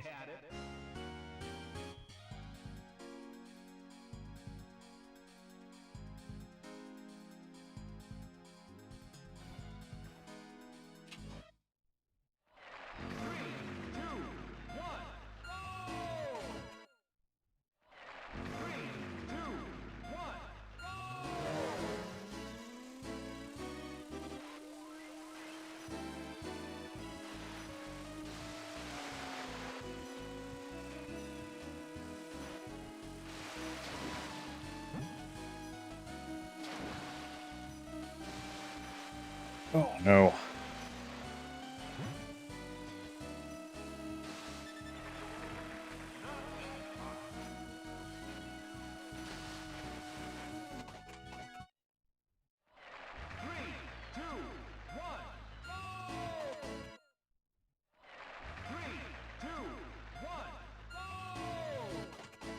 Hey, 3 drinks in. And you have missed quite the night. We shaved a full second off of our personal best time, and I am completely over the moon. And the GameCube wave race, I believe that's Blue Storm. I've honestly never played it. I haven't. I'm sure it's awesome. But I've personally never played it. The GameCube is almost too new of a system for me. I mean, I played a lot of Xbox, you know, all the different generations, but the N64 was like where I really loved gaming. And I will, oh no! And I will also have you know, 3 drinks in. Let's see here. I don't think I have it pulled up, but I have been researching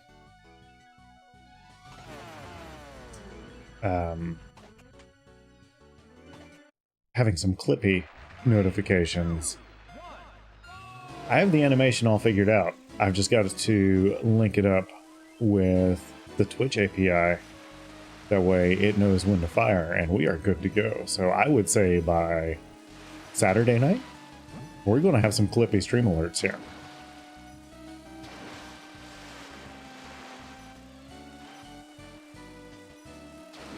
And I blame you for that.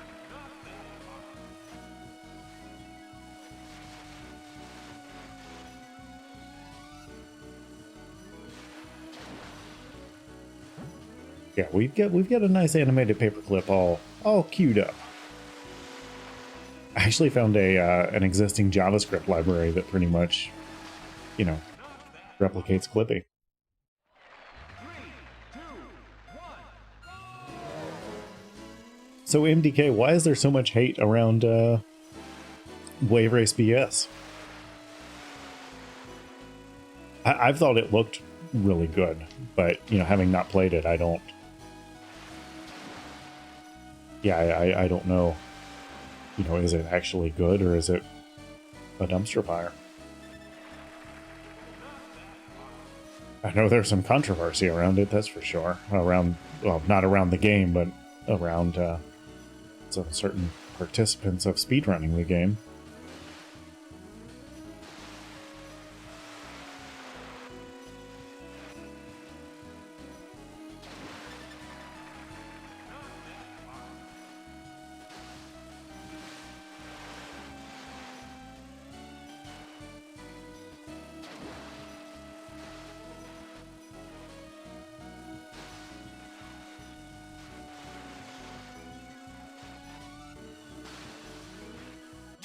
Oh, man, I thought we were going to have another 104. Yeah, there's also the Game Boy version, which I have never played. I'm kind of intrigued by it.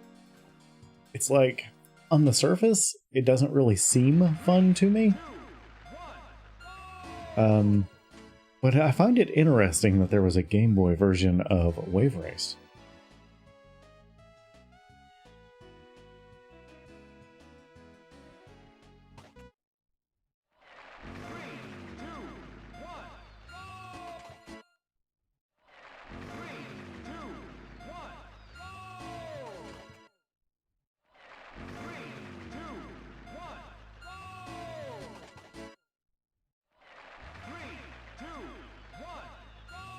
Now, I really enjoy Tony Hawk.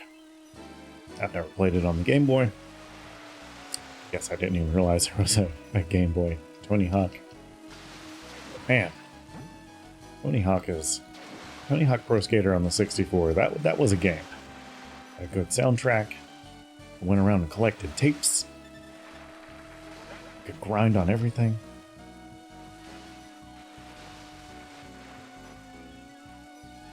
Skate around a mall. That was always fun.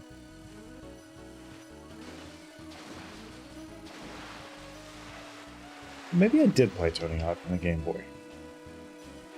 I don't know. I wasn't much of a... I had a Game Gear back in the day. I had a Game Boy Color, but I really didn't play it a whole lot.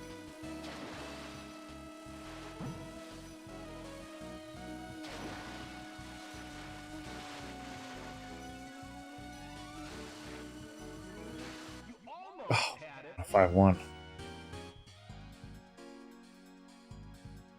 Now see, this is what I was talking about earlier, is like, are we going to bring our average down from that 105.5, 105.8 territory? And as of right now, it's looking like it. 3, 2, 1. 3, 2, 1. 3, 2, 1.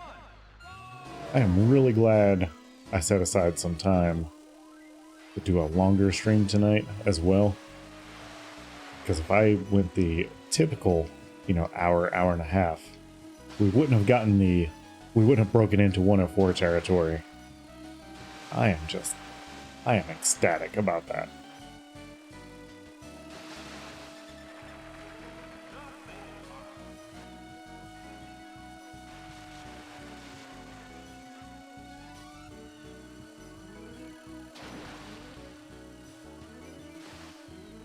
See, I remember having the Game Gear, and the Game Gear and its accessories and games, you know, all being fairly expensive. But I don't remember like the pricing of the Game Boy. But like with the Game Gear, you know, that was actually the first, I want to say console, but the first platform that I bought with my own money. And I bought the accessories for it with my own money. And I bought games for it with my own money. And I remember not feeling bad about, you know, the money I was spending on the games, because they really felt like really close to like full-blown Genesis games. You know, they weren't like handicapped to the same extent that the Game Boy was.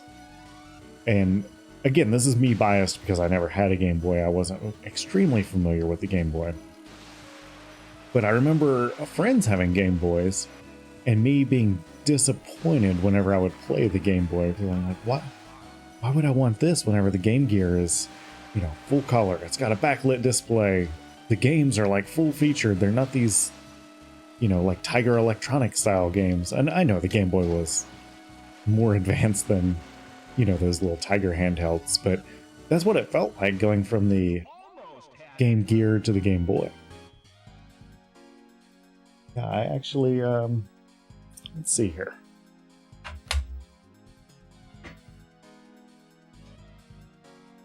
Yeah, so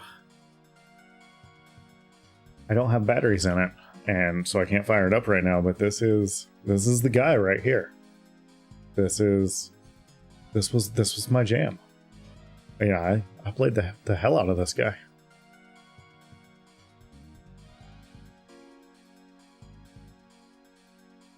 The only thing I didn't like about it was by the time you got the rechargeable battery packs, and you know, the thing was already a monster, but whenever you added the rechargeable battery packs, it was almost too much, you know, hands wise. But at the same time, I would argue, you know, this was probably more comfortable and closer to what we see with like the Nintendo Switch and what we got with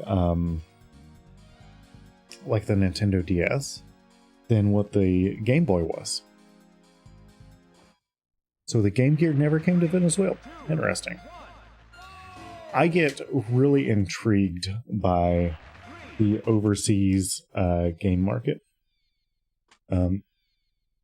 Like I find the Russian game market really interesting, and the Brazilian market really interesting, because like in Brazil in particular, they just have a huge cult following of games literally on like the old school, you know, Genesis, and they've developed games and ported games to the Genesis that should never be on the Genesis.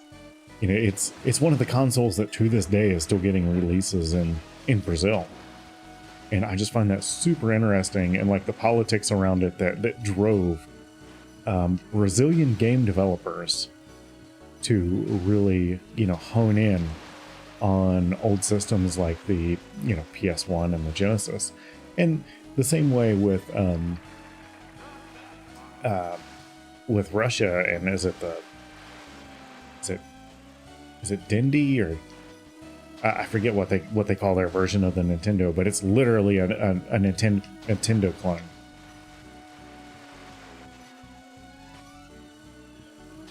But I just find those markets super interesting.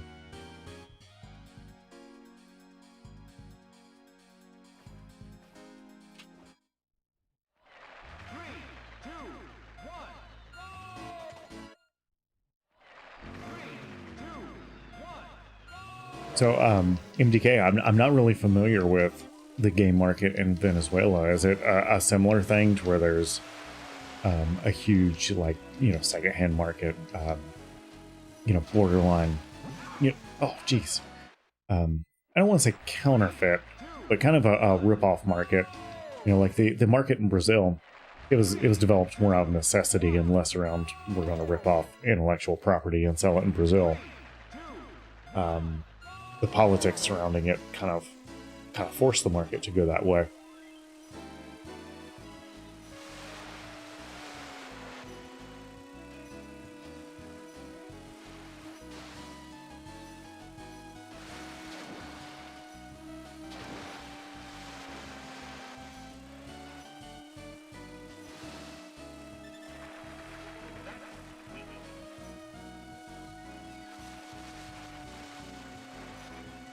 Yeah, here lately, I've collected games for a long time.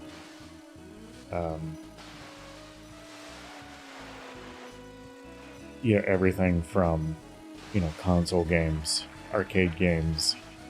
I really enjoy like the super obscure stuff, like different controllers. I'm probably one of the few people that actually seeks out like counterfeits and repros, just because I find them super interesting.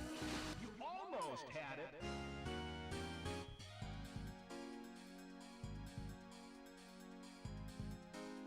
Yeah, and even whenever the PS2 would get to Brazil, it was whenever the PS2 first got to Brazil, it was really it was more of an illegal import than it was an official release.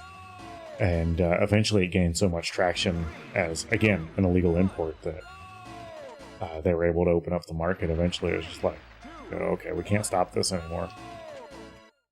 There's also some really interesting stuff that goes on in Cuba, to where they set up some, for like PC gaming, to where they'll set up some private, I say private networks, they're public networks, but it's like individually ran, servers, and you jump on this network and basically see what games are available for you to play. And, they run the multiplayer servers and everything as part of the like network services.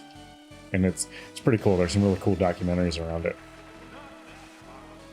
But yeah, as far as my collecting goes, I have been collecting a lot from Japan lately. And I think that it's a culture difference. Because like here in the US, if I am getting a game, I pretty much am assuming that the game is a loose cartridge in decent to rough shape. We don't see a whole lot of just mint stuff out in the wild here. But whenever I started importing a lot of games from Japan, and whenever I started building some contacts in Japan that have been, getting some stuff for me,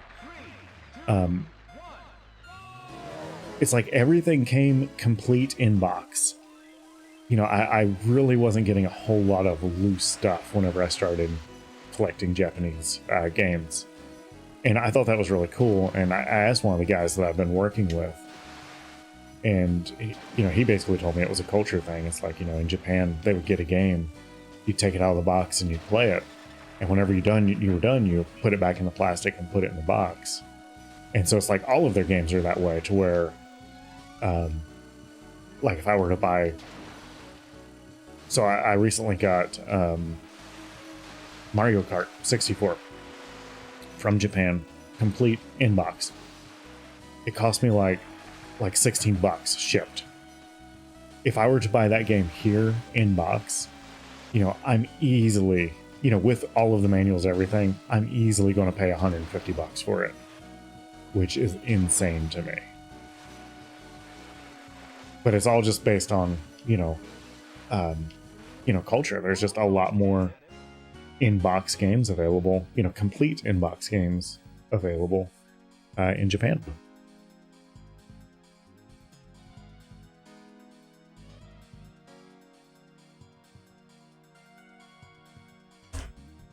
But even like, my collecting, it's, I don't collect to play games.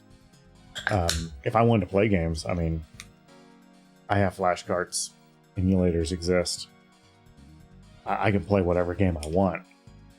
But I really enjoy the story around the games.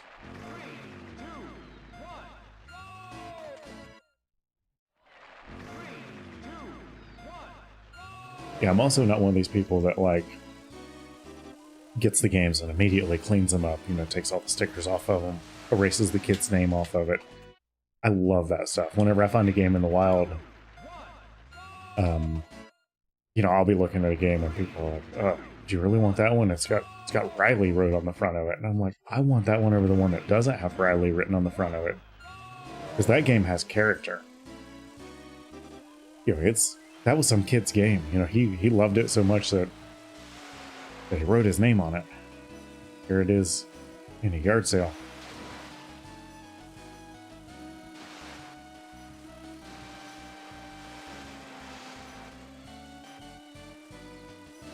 Yeah, like I've got some old dirty arcade games here, and whenever I got them, people were like, "Yeah, I don't have the time to restore it." And I'm like, "Restore it? Keep it just the way it is." I'm like, this thing's awesome. It's dirty. I mean, the most I'll clean something up is literally just taking the filth off of it, but as far as like restoration goes, I'm more of a preservationist.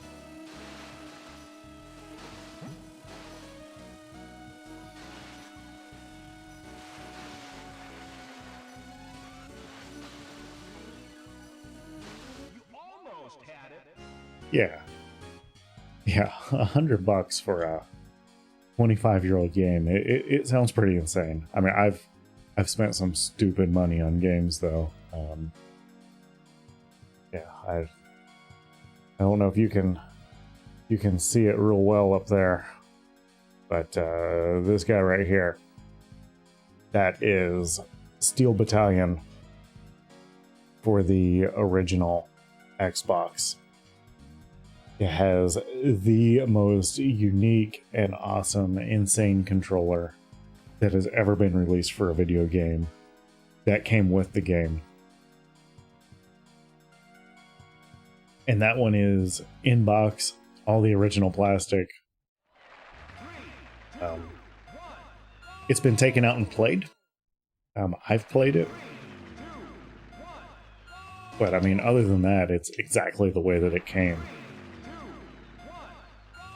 And I don't know. I paid a pretty ridiculous amount for it, but like I could sell it right now and probably double my money. But at the time, I was like, man, what am I doing? Do I really want to buy this? Yeah, I don't know exactly what they're going for right now, but whenever I bought it, the market was pretty down. I think I paid around $500 for it. But again, it came with, you know, both copies of Steel Battalion, all the original, you know, materials, plastic, warranty card, all of that stuff. I mean, it's 100% complete, and it's the cleanest Rev 1 version that I have seen.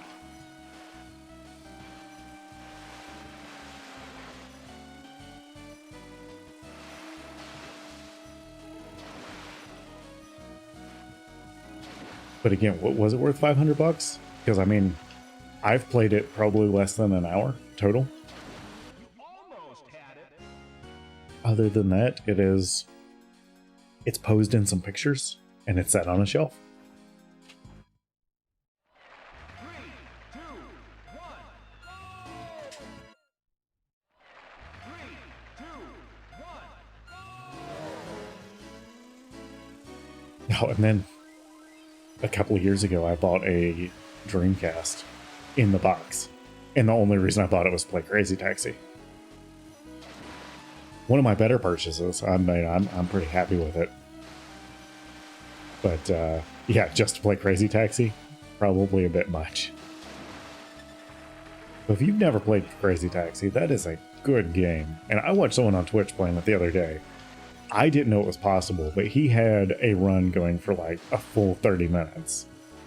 And I'm like, this is insane. I've never seen anything like this. That would be Lick Arcade if you want to look up a new streamer. But I was absolutely impressed by that Crazy Taxi run. Yeah, I kid you not, 25-30 minutes a run. It was insane. he was doing stuff. He was playing the arcade version. He actually had I didn't know it existed, but a stand-up cabinet. It wasn't even one of the sit-down ones. Man, I was thoroughly impressed because I've never gone, in Crazy Taxi longer than like 6 or 7 minutes.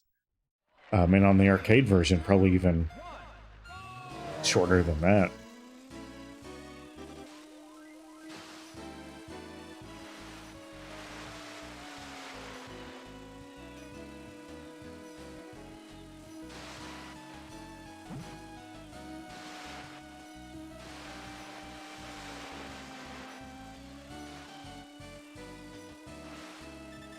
Yeah, I'm not exaggerating whenever I say he was running fares in Crazy Taxi for 25-30 minutes at a time. It was crazy.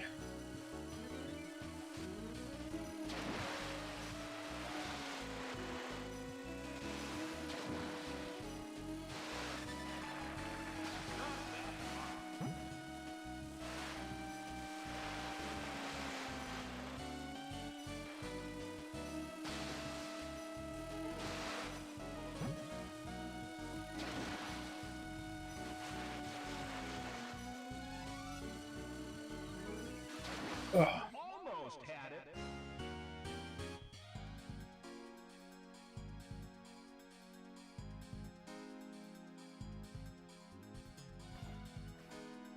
Oh, dead or alive. 3, 2, 1. It's a good game. 3, 2, 1. So the Dreamcast was essentially, gosh, I can't remember the name of it right now. So Sega's arcade platform used essentially a console inside of it in that generation, and the Dreamcast was basically them turning that into a consumer version. And so I thought that was really cool. And the reason I like the Dreamcast so much is because it's really the quintessential arcade platform. Like if you wanted to play arcade games at home. And that's because, it was essentially, Sega's arcade platform. But you talk about the Dreamcast being the future. It shipped with a dial-up modem in it. That was, at the time, that was groundbreaking. It had network abilities just right out of the box. In my neck of the woods, we didn't even know what the internet was yet. I exaggerate a little bit. We knew what the internet was. It's just, we didn't accept it. It was sent here by the devil. 3, 2, 1. And that's not exaggerated. 3, 2, 1.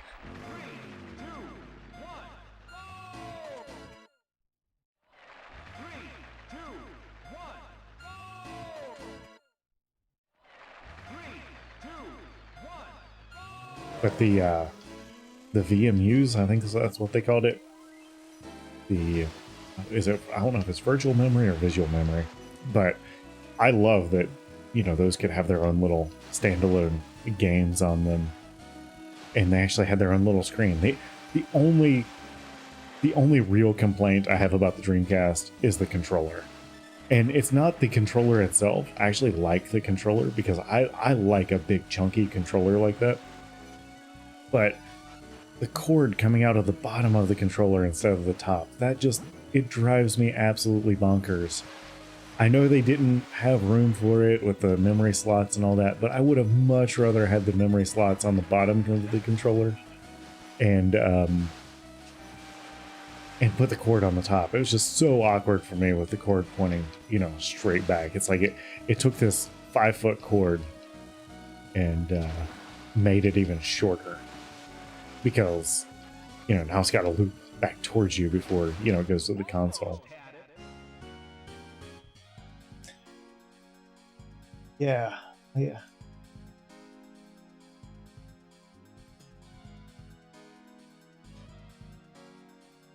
Wanted to say it was called the Dolphin, but that doesn't sound right. The Dolphin sounds... Naomi, that's it. Yeah, so their arcade platform is called the Naomi. And so it was essentially a Dreamcast inside of an arcade machine.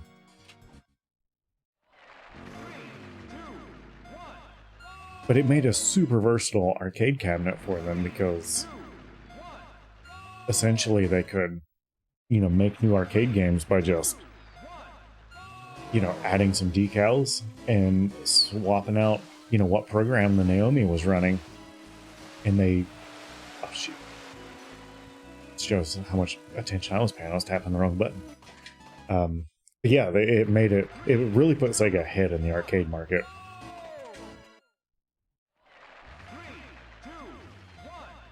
Which, at that time in the game, some other manufacturers had, it was industry standard for the JAMA interface, which was basically the protocol for if you're going to have an arcade board, this is how it connects to the machine. But the Naomi gave them a whole platform where they didn't have to just, they didn't have to rely on swapping out ROM chips. It was literally just, load new software onto the Naomi and they could play a new game. You didn't have to have a tech come and, actually swap out, chips on the board. That was a big deal at the time.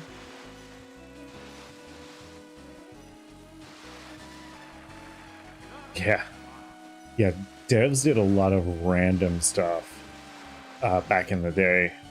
I mean, that's essentially how games like Perfect Dark came to be. GoldenEye's multiplayer. They essentially, the devs, it's pretty well documented. They were told not to work on GoldenEye 64's multiplayer. And I would argue that is the game that put the Nintendo 64 on the map. And the devs were literally just like, doing it in their free time. Like, hey, screw you. We're going to do this because this multiplayer is awesome. And then you look at some of the documentaries about Atari and all that, and it's just one big party.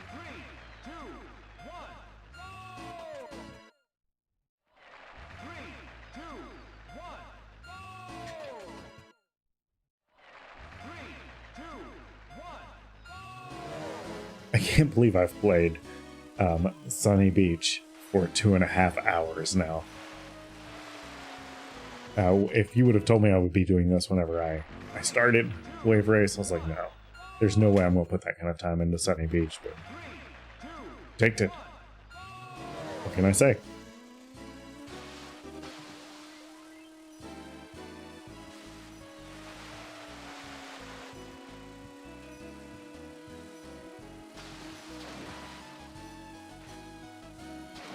So here's where I'm at right now. I would like to throw down another 104 time. I don't anticipate I'm going to beat my current time. I would just like to kind of get in that groove. I'm not saying that we're going to get a second 104 tonight. I'm coming to terms with that right now. But I am just happy that we got that first one. Yeah, right now I'm kind of in cooldown mode.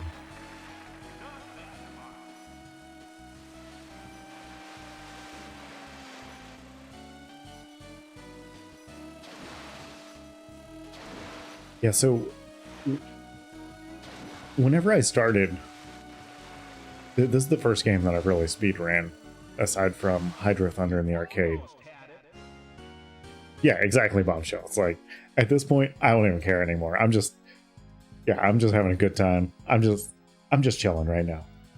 I could essentially just switch over to just chatting.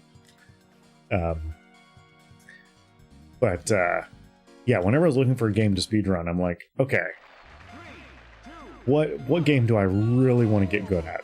And it wasn't even about, can I be competitive? It was, more about, just that personal satisfaction. I'm like, I know I want to do something on the 64 because that's my jam. That's, that is my console. And then I started looking, okay, what are my favorite games? And what it came down to, it was between Wave Race and Cruisin' USA. And whenever I started looking at like the stuff that the Cruisin' USA folks are doing right now, it just it's insane. They have optimized the heck out of that game. They actually start with 2 players. They do a save game, they reset the console, and I'm like, okay, this is too much. We're going to Wave Race. And this is literally the TV I played on as a kid. It is the console I played on as a kid, and it is my copy of Wave Race from when I was a kid. So it's like, yeah, this is the perfect game for me. You almost had it. Okay, I'm going to take a few more trips around the salty beach. But I would like to play some Drake Lake before the night's over, because I love me some Drake Lake. But I'm just glad we met that goal tonight. 3, 2, 1. Go! I know it's a little on the late side, 2, 1. but be thinking about who you guys want to raid tonight, because I'm going to keep things consistent, and I'm going to stick to Bombshell's advice because it hasn't steered me wrong yet. And we're going to do some raiding tonight after the stream. I mean, heck, Bombshell, I partially blame you for this 104 tonight, because I was going pretty wide around those corners, and you're like, hey, tighten that up.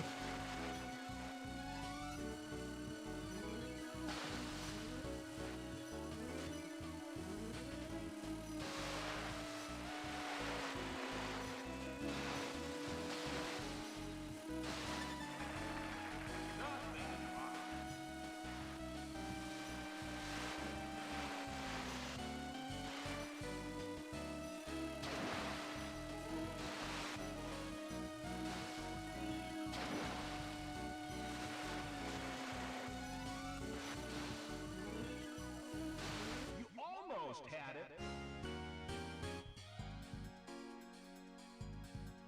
Yeah, MDK, that was one of the things that probably drew me to Wave Race 64, is whenever I was... So I did do a fair amount of research before I dove in. I don't know why. Well, I know why. I'm an engineer. I overthink things. But whenever I was watching, like, the Cruis'n USA gameplay, it's like, man, these guys, they've got it together. They know what it takes to set records. And whenever I was watching, like the Star Fox playthroughs and the GoldenEye playthroughs and Perfect Dark playthroughs, it's like, there's not much meat left on these. But then when I was watching Wave Race, it's like, there's some players that really have it down. But whenever you look at, like, the top 5 players, they're not doing the same things. They're all doing something slightly different. And again, this goes back to me being an engineer, but there's always a best way. And whenever you look at that and you see those variances in gameplay, it's like, okay, this game, there's still some opportunity here. It's like, I've got a shot. And that was probably the deciding factor for Wave Race. Plus, it's freaking awesome.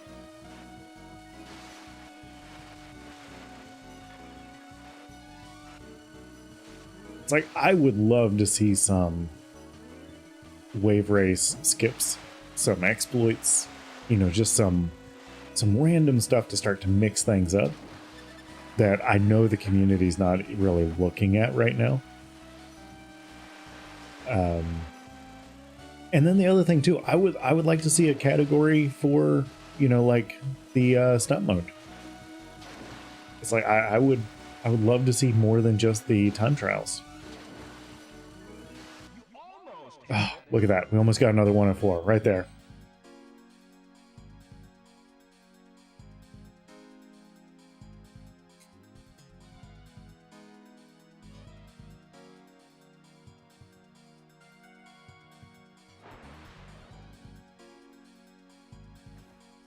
Yeah, and haven't seen a lot of tool assisted stuff yet.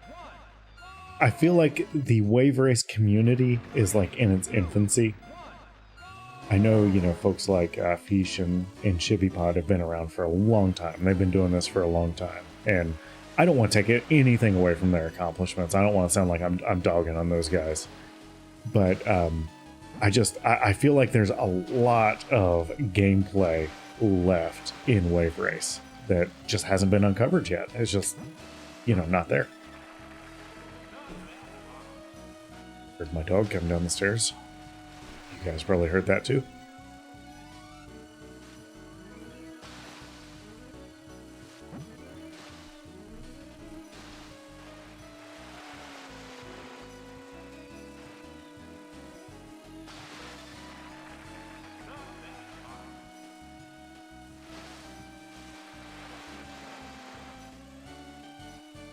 Yeah, I try to be very careful whenever I talk about the opportunities I see for the wave race community, because I really don't mean any of it in a disparaging way. Oh man, to the existing community, I think there's some opportunity there. I think a stunt mode leaderboard would be really fun, and that's where that's probably where I would spend a lot of time.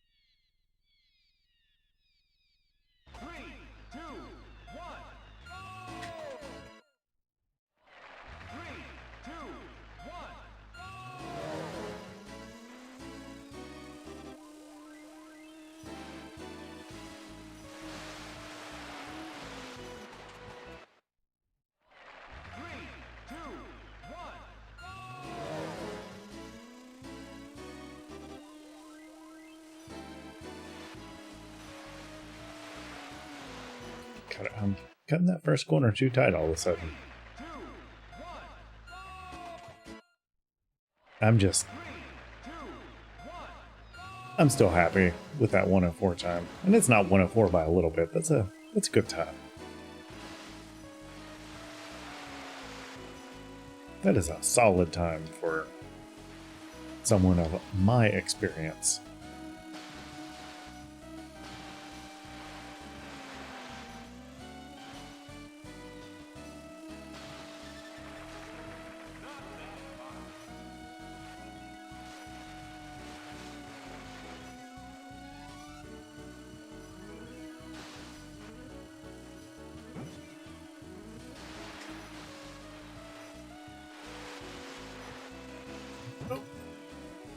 Right under. Good job. That will be this.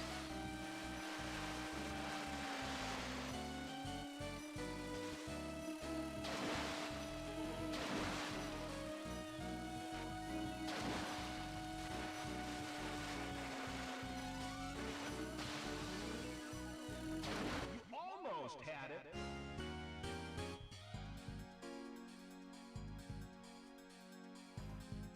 See, I think that I like the inconsistency in the game mechanics. I mean, it's frustrating. Don't get me wrong, but I think that I like the inconsistency because it makes it more interesting than just going into robot mode.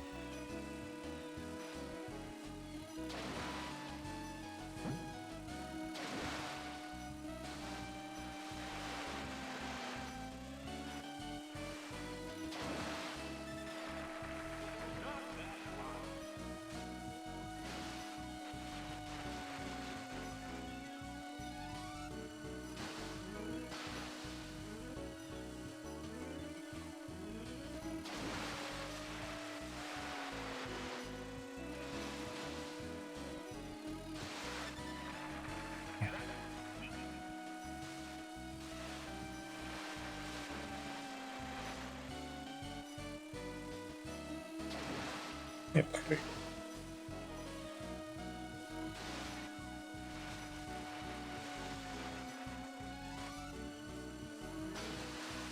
almost had it. All right, I know I said this a minute ago, but just a few more times. 3, 2, 1, go! 3, 2, 1,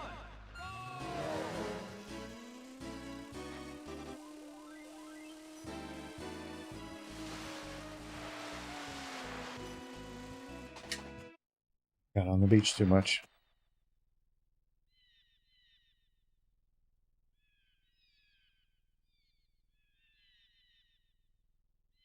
Okay, so stay close to the yellow pin by the second turn before going in. Well, let's give it a shot. You haven't steered me wrong yet tonight, Bombshell. Except for that part where you got banned for a minute. I don't really know what happened there.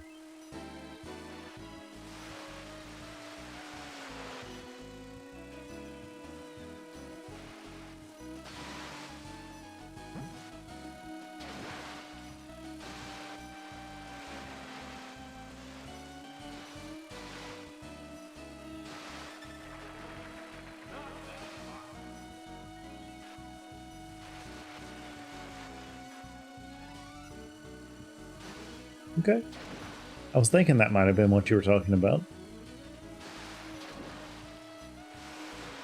It's basically waiting a little bit longer for the turn.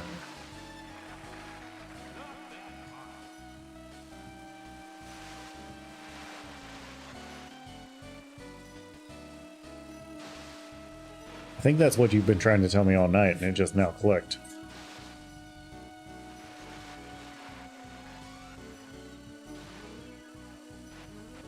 you almost had it. 3,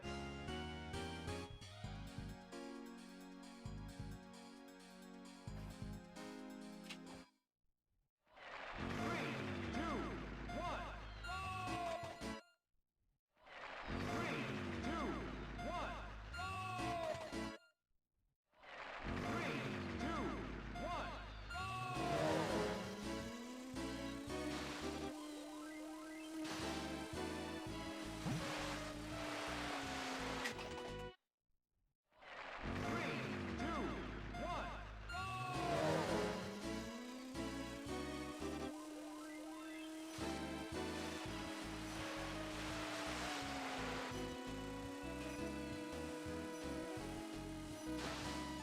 Oh, oh no. The game was good to me there. Yeah, got a little too much on the beach there. 3, 2, 1,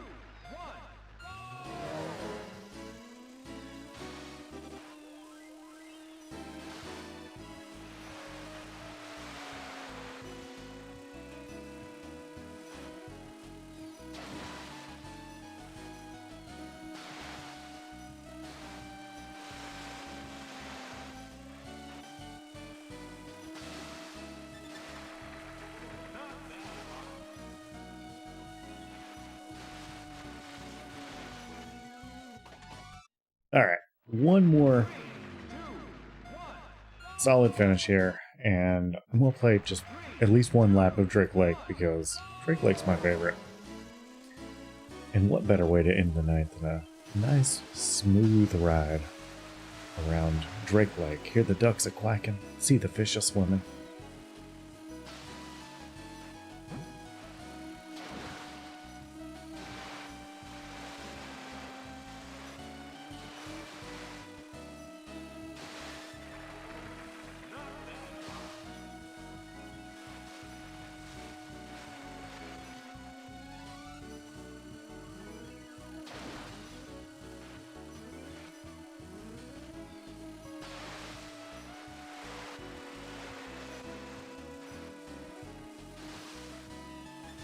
Yeah, I think that staying close to the... Oh, gee whiz. I think staying close to that guy at the end is going to take some getting used to.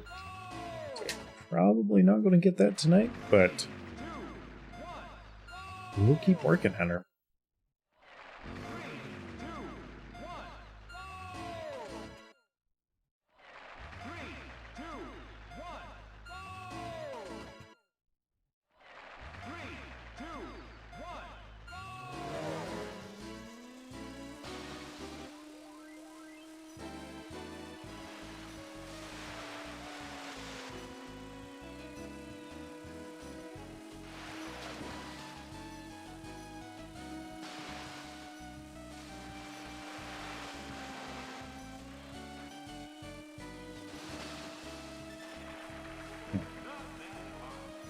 Oh, we had a better first lap than that. Oh, well.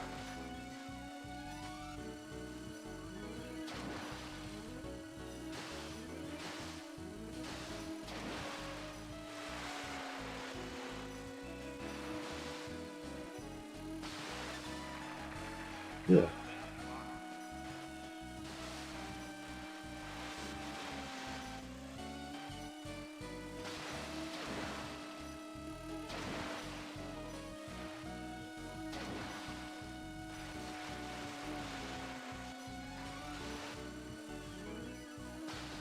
Almost had it. All right.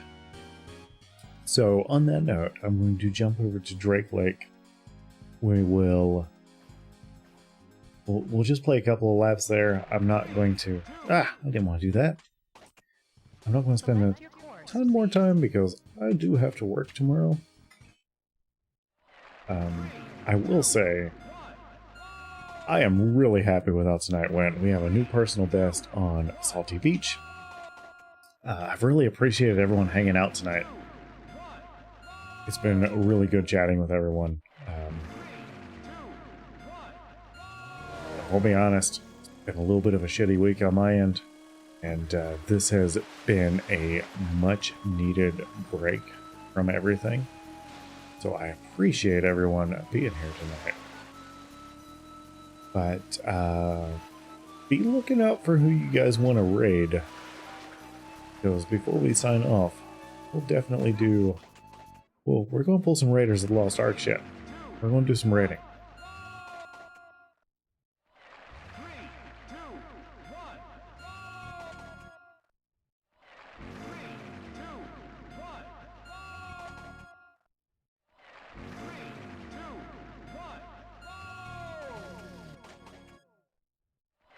3, 2, 1. 3, 2, 1. 3, 2, 1. Come on.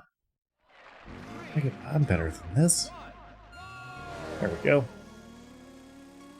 Again, that is the most frustrating part of this game to me, is the max power. Just right off the hop.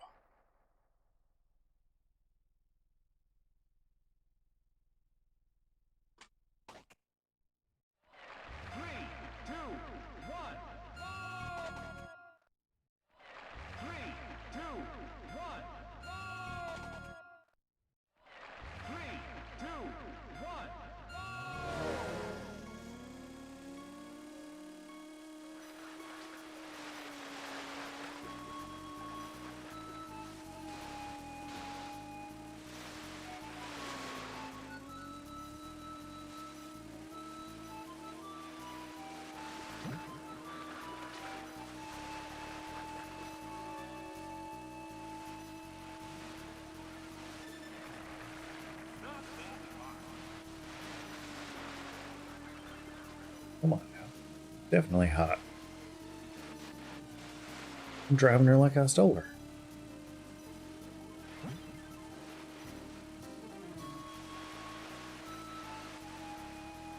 And in this jet ski, here's the fastest thing known to man. A rental car. I've got some really good rental car stories too. Probably shouldn't tell those, but... oh, there are some good ones.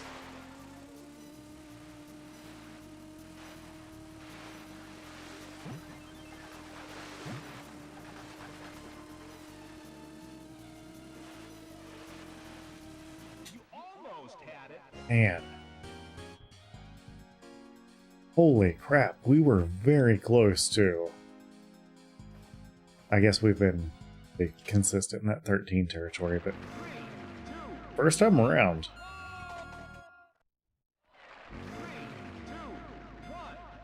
I hope I don't get sucked into this and spend the next 3 hours trying to beat my personal best on Drake Lake. That would make for a long-ass day tomorrow.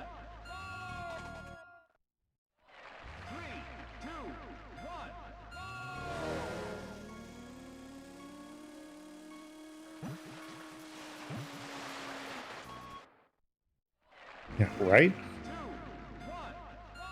For just switching courses, It's hard to quit on that. I'm gonna be honest. 2, 1. I feel like I'm in the zone tonight, man.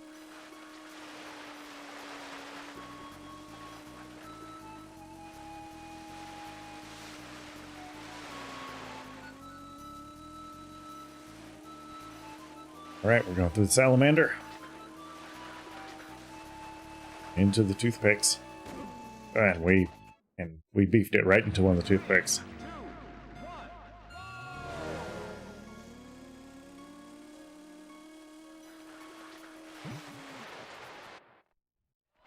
3, 2, 1. All right, I have one solid run here. And we're going to call it a night. We're going to raid some people. I don't know who yet. We'll have to...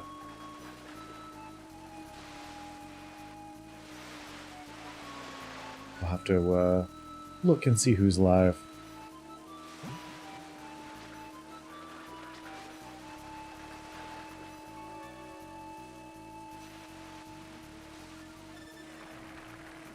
Yeah, not my best time.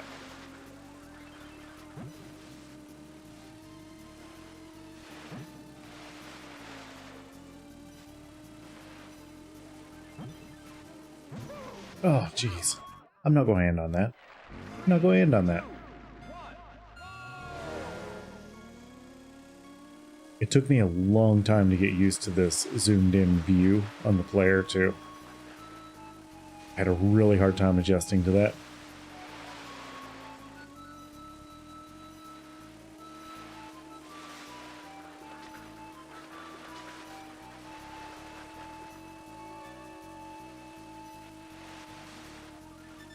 Oh my gosh. 69, nice.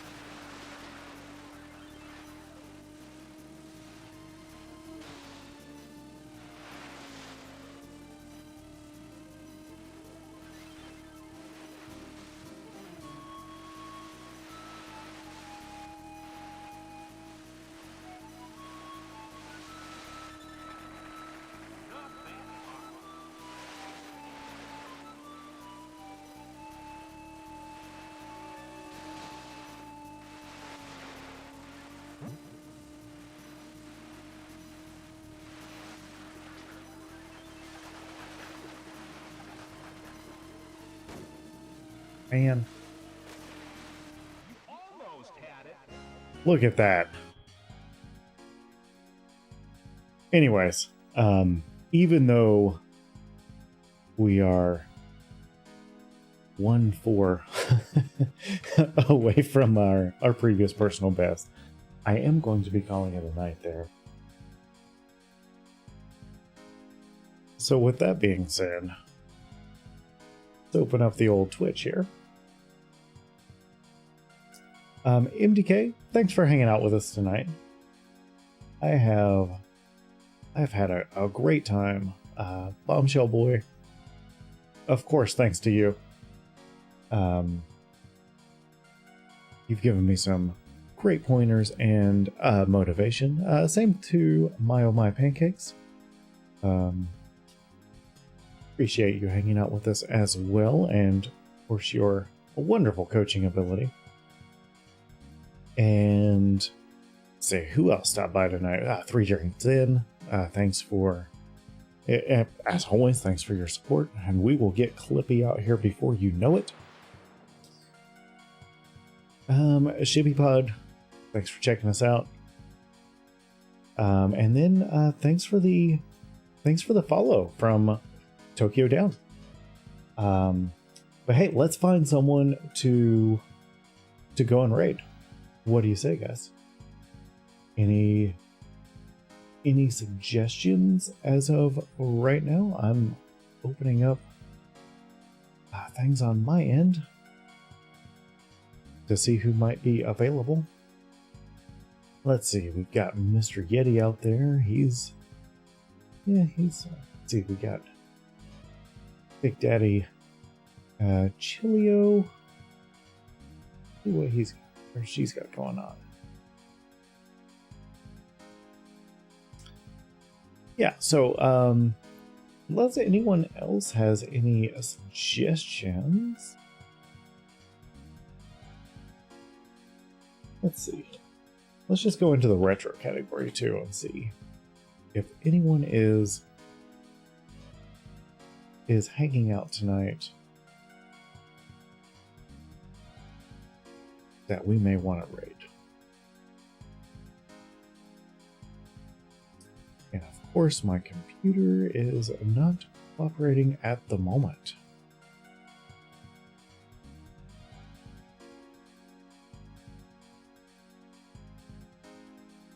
Okay, back up there. Okay, let's see. Who all do we got here? Browse. Let's get into retro category.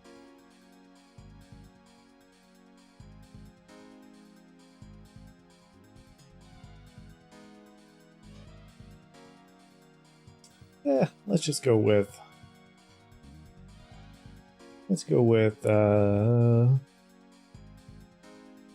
Big Daddy Chilio here. So again, thanks everyone for stopping by. I will be back for sure on Sunday for See-Do Sunday, and probably sometime between now and then for just some random retro stuff with fried bologna. So be sure to give us a follow, and yeah, we will be back soon. But thanks everyone for stopping by, and let's get this raid underway.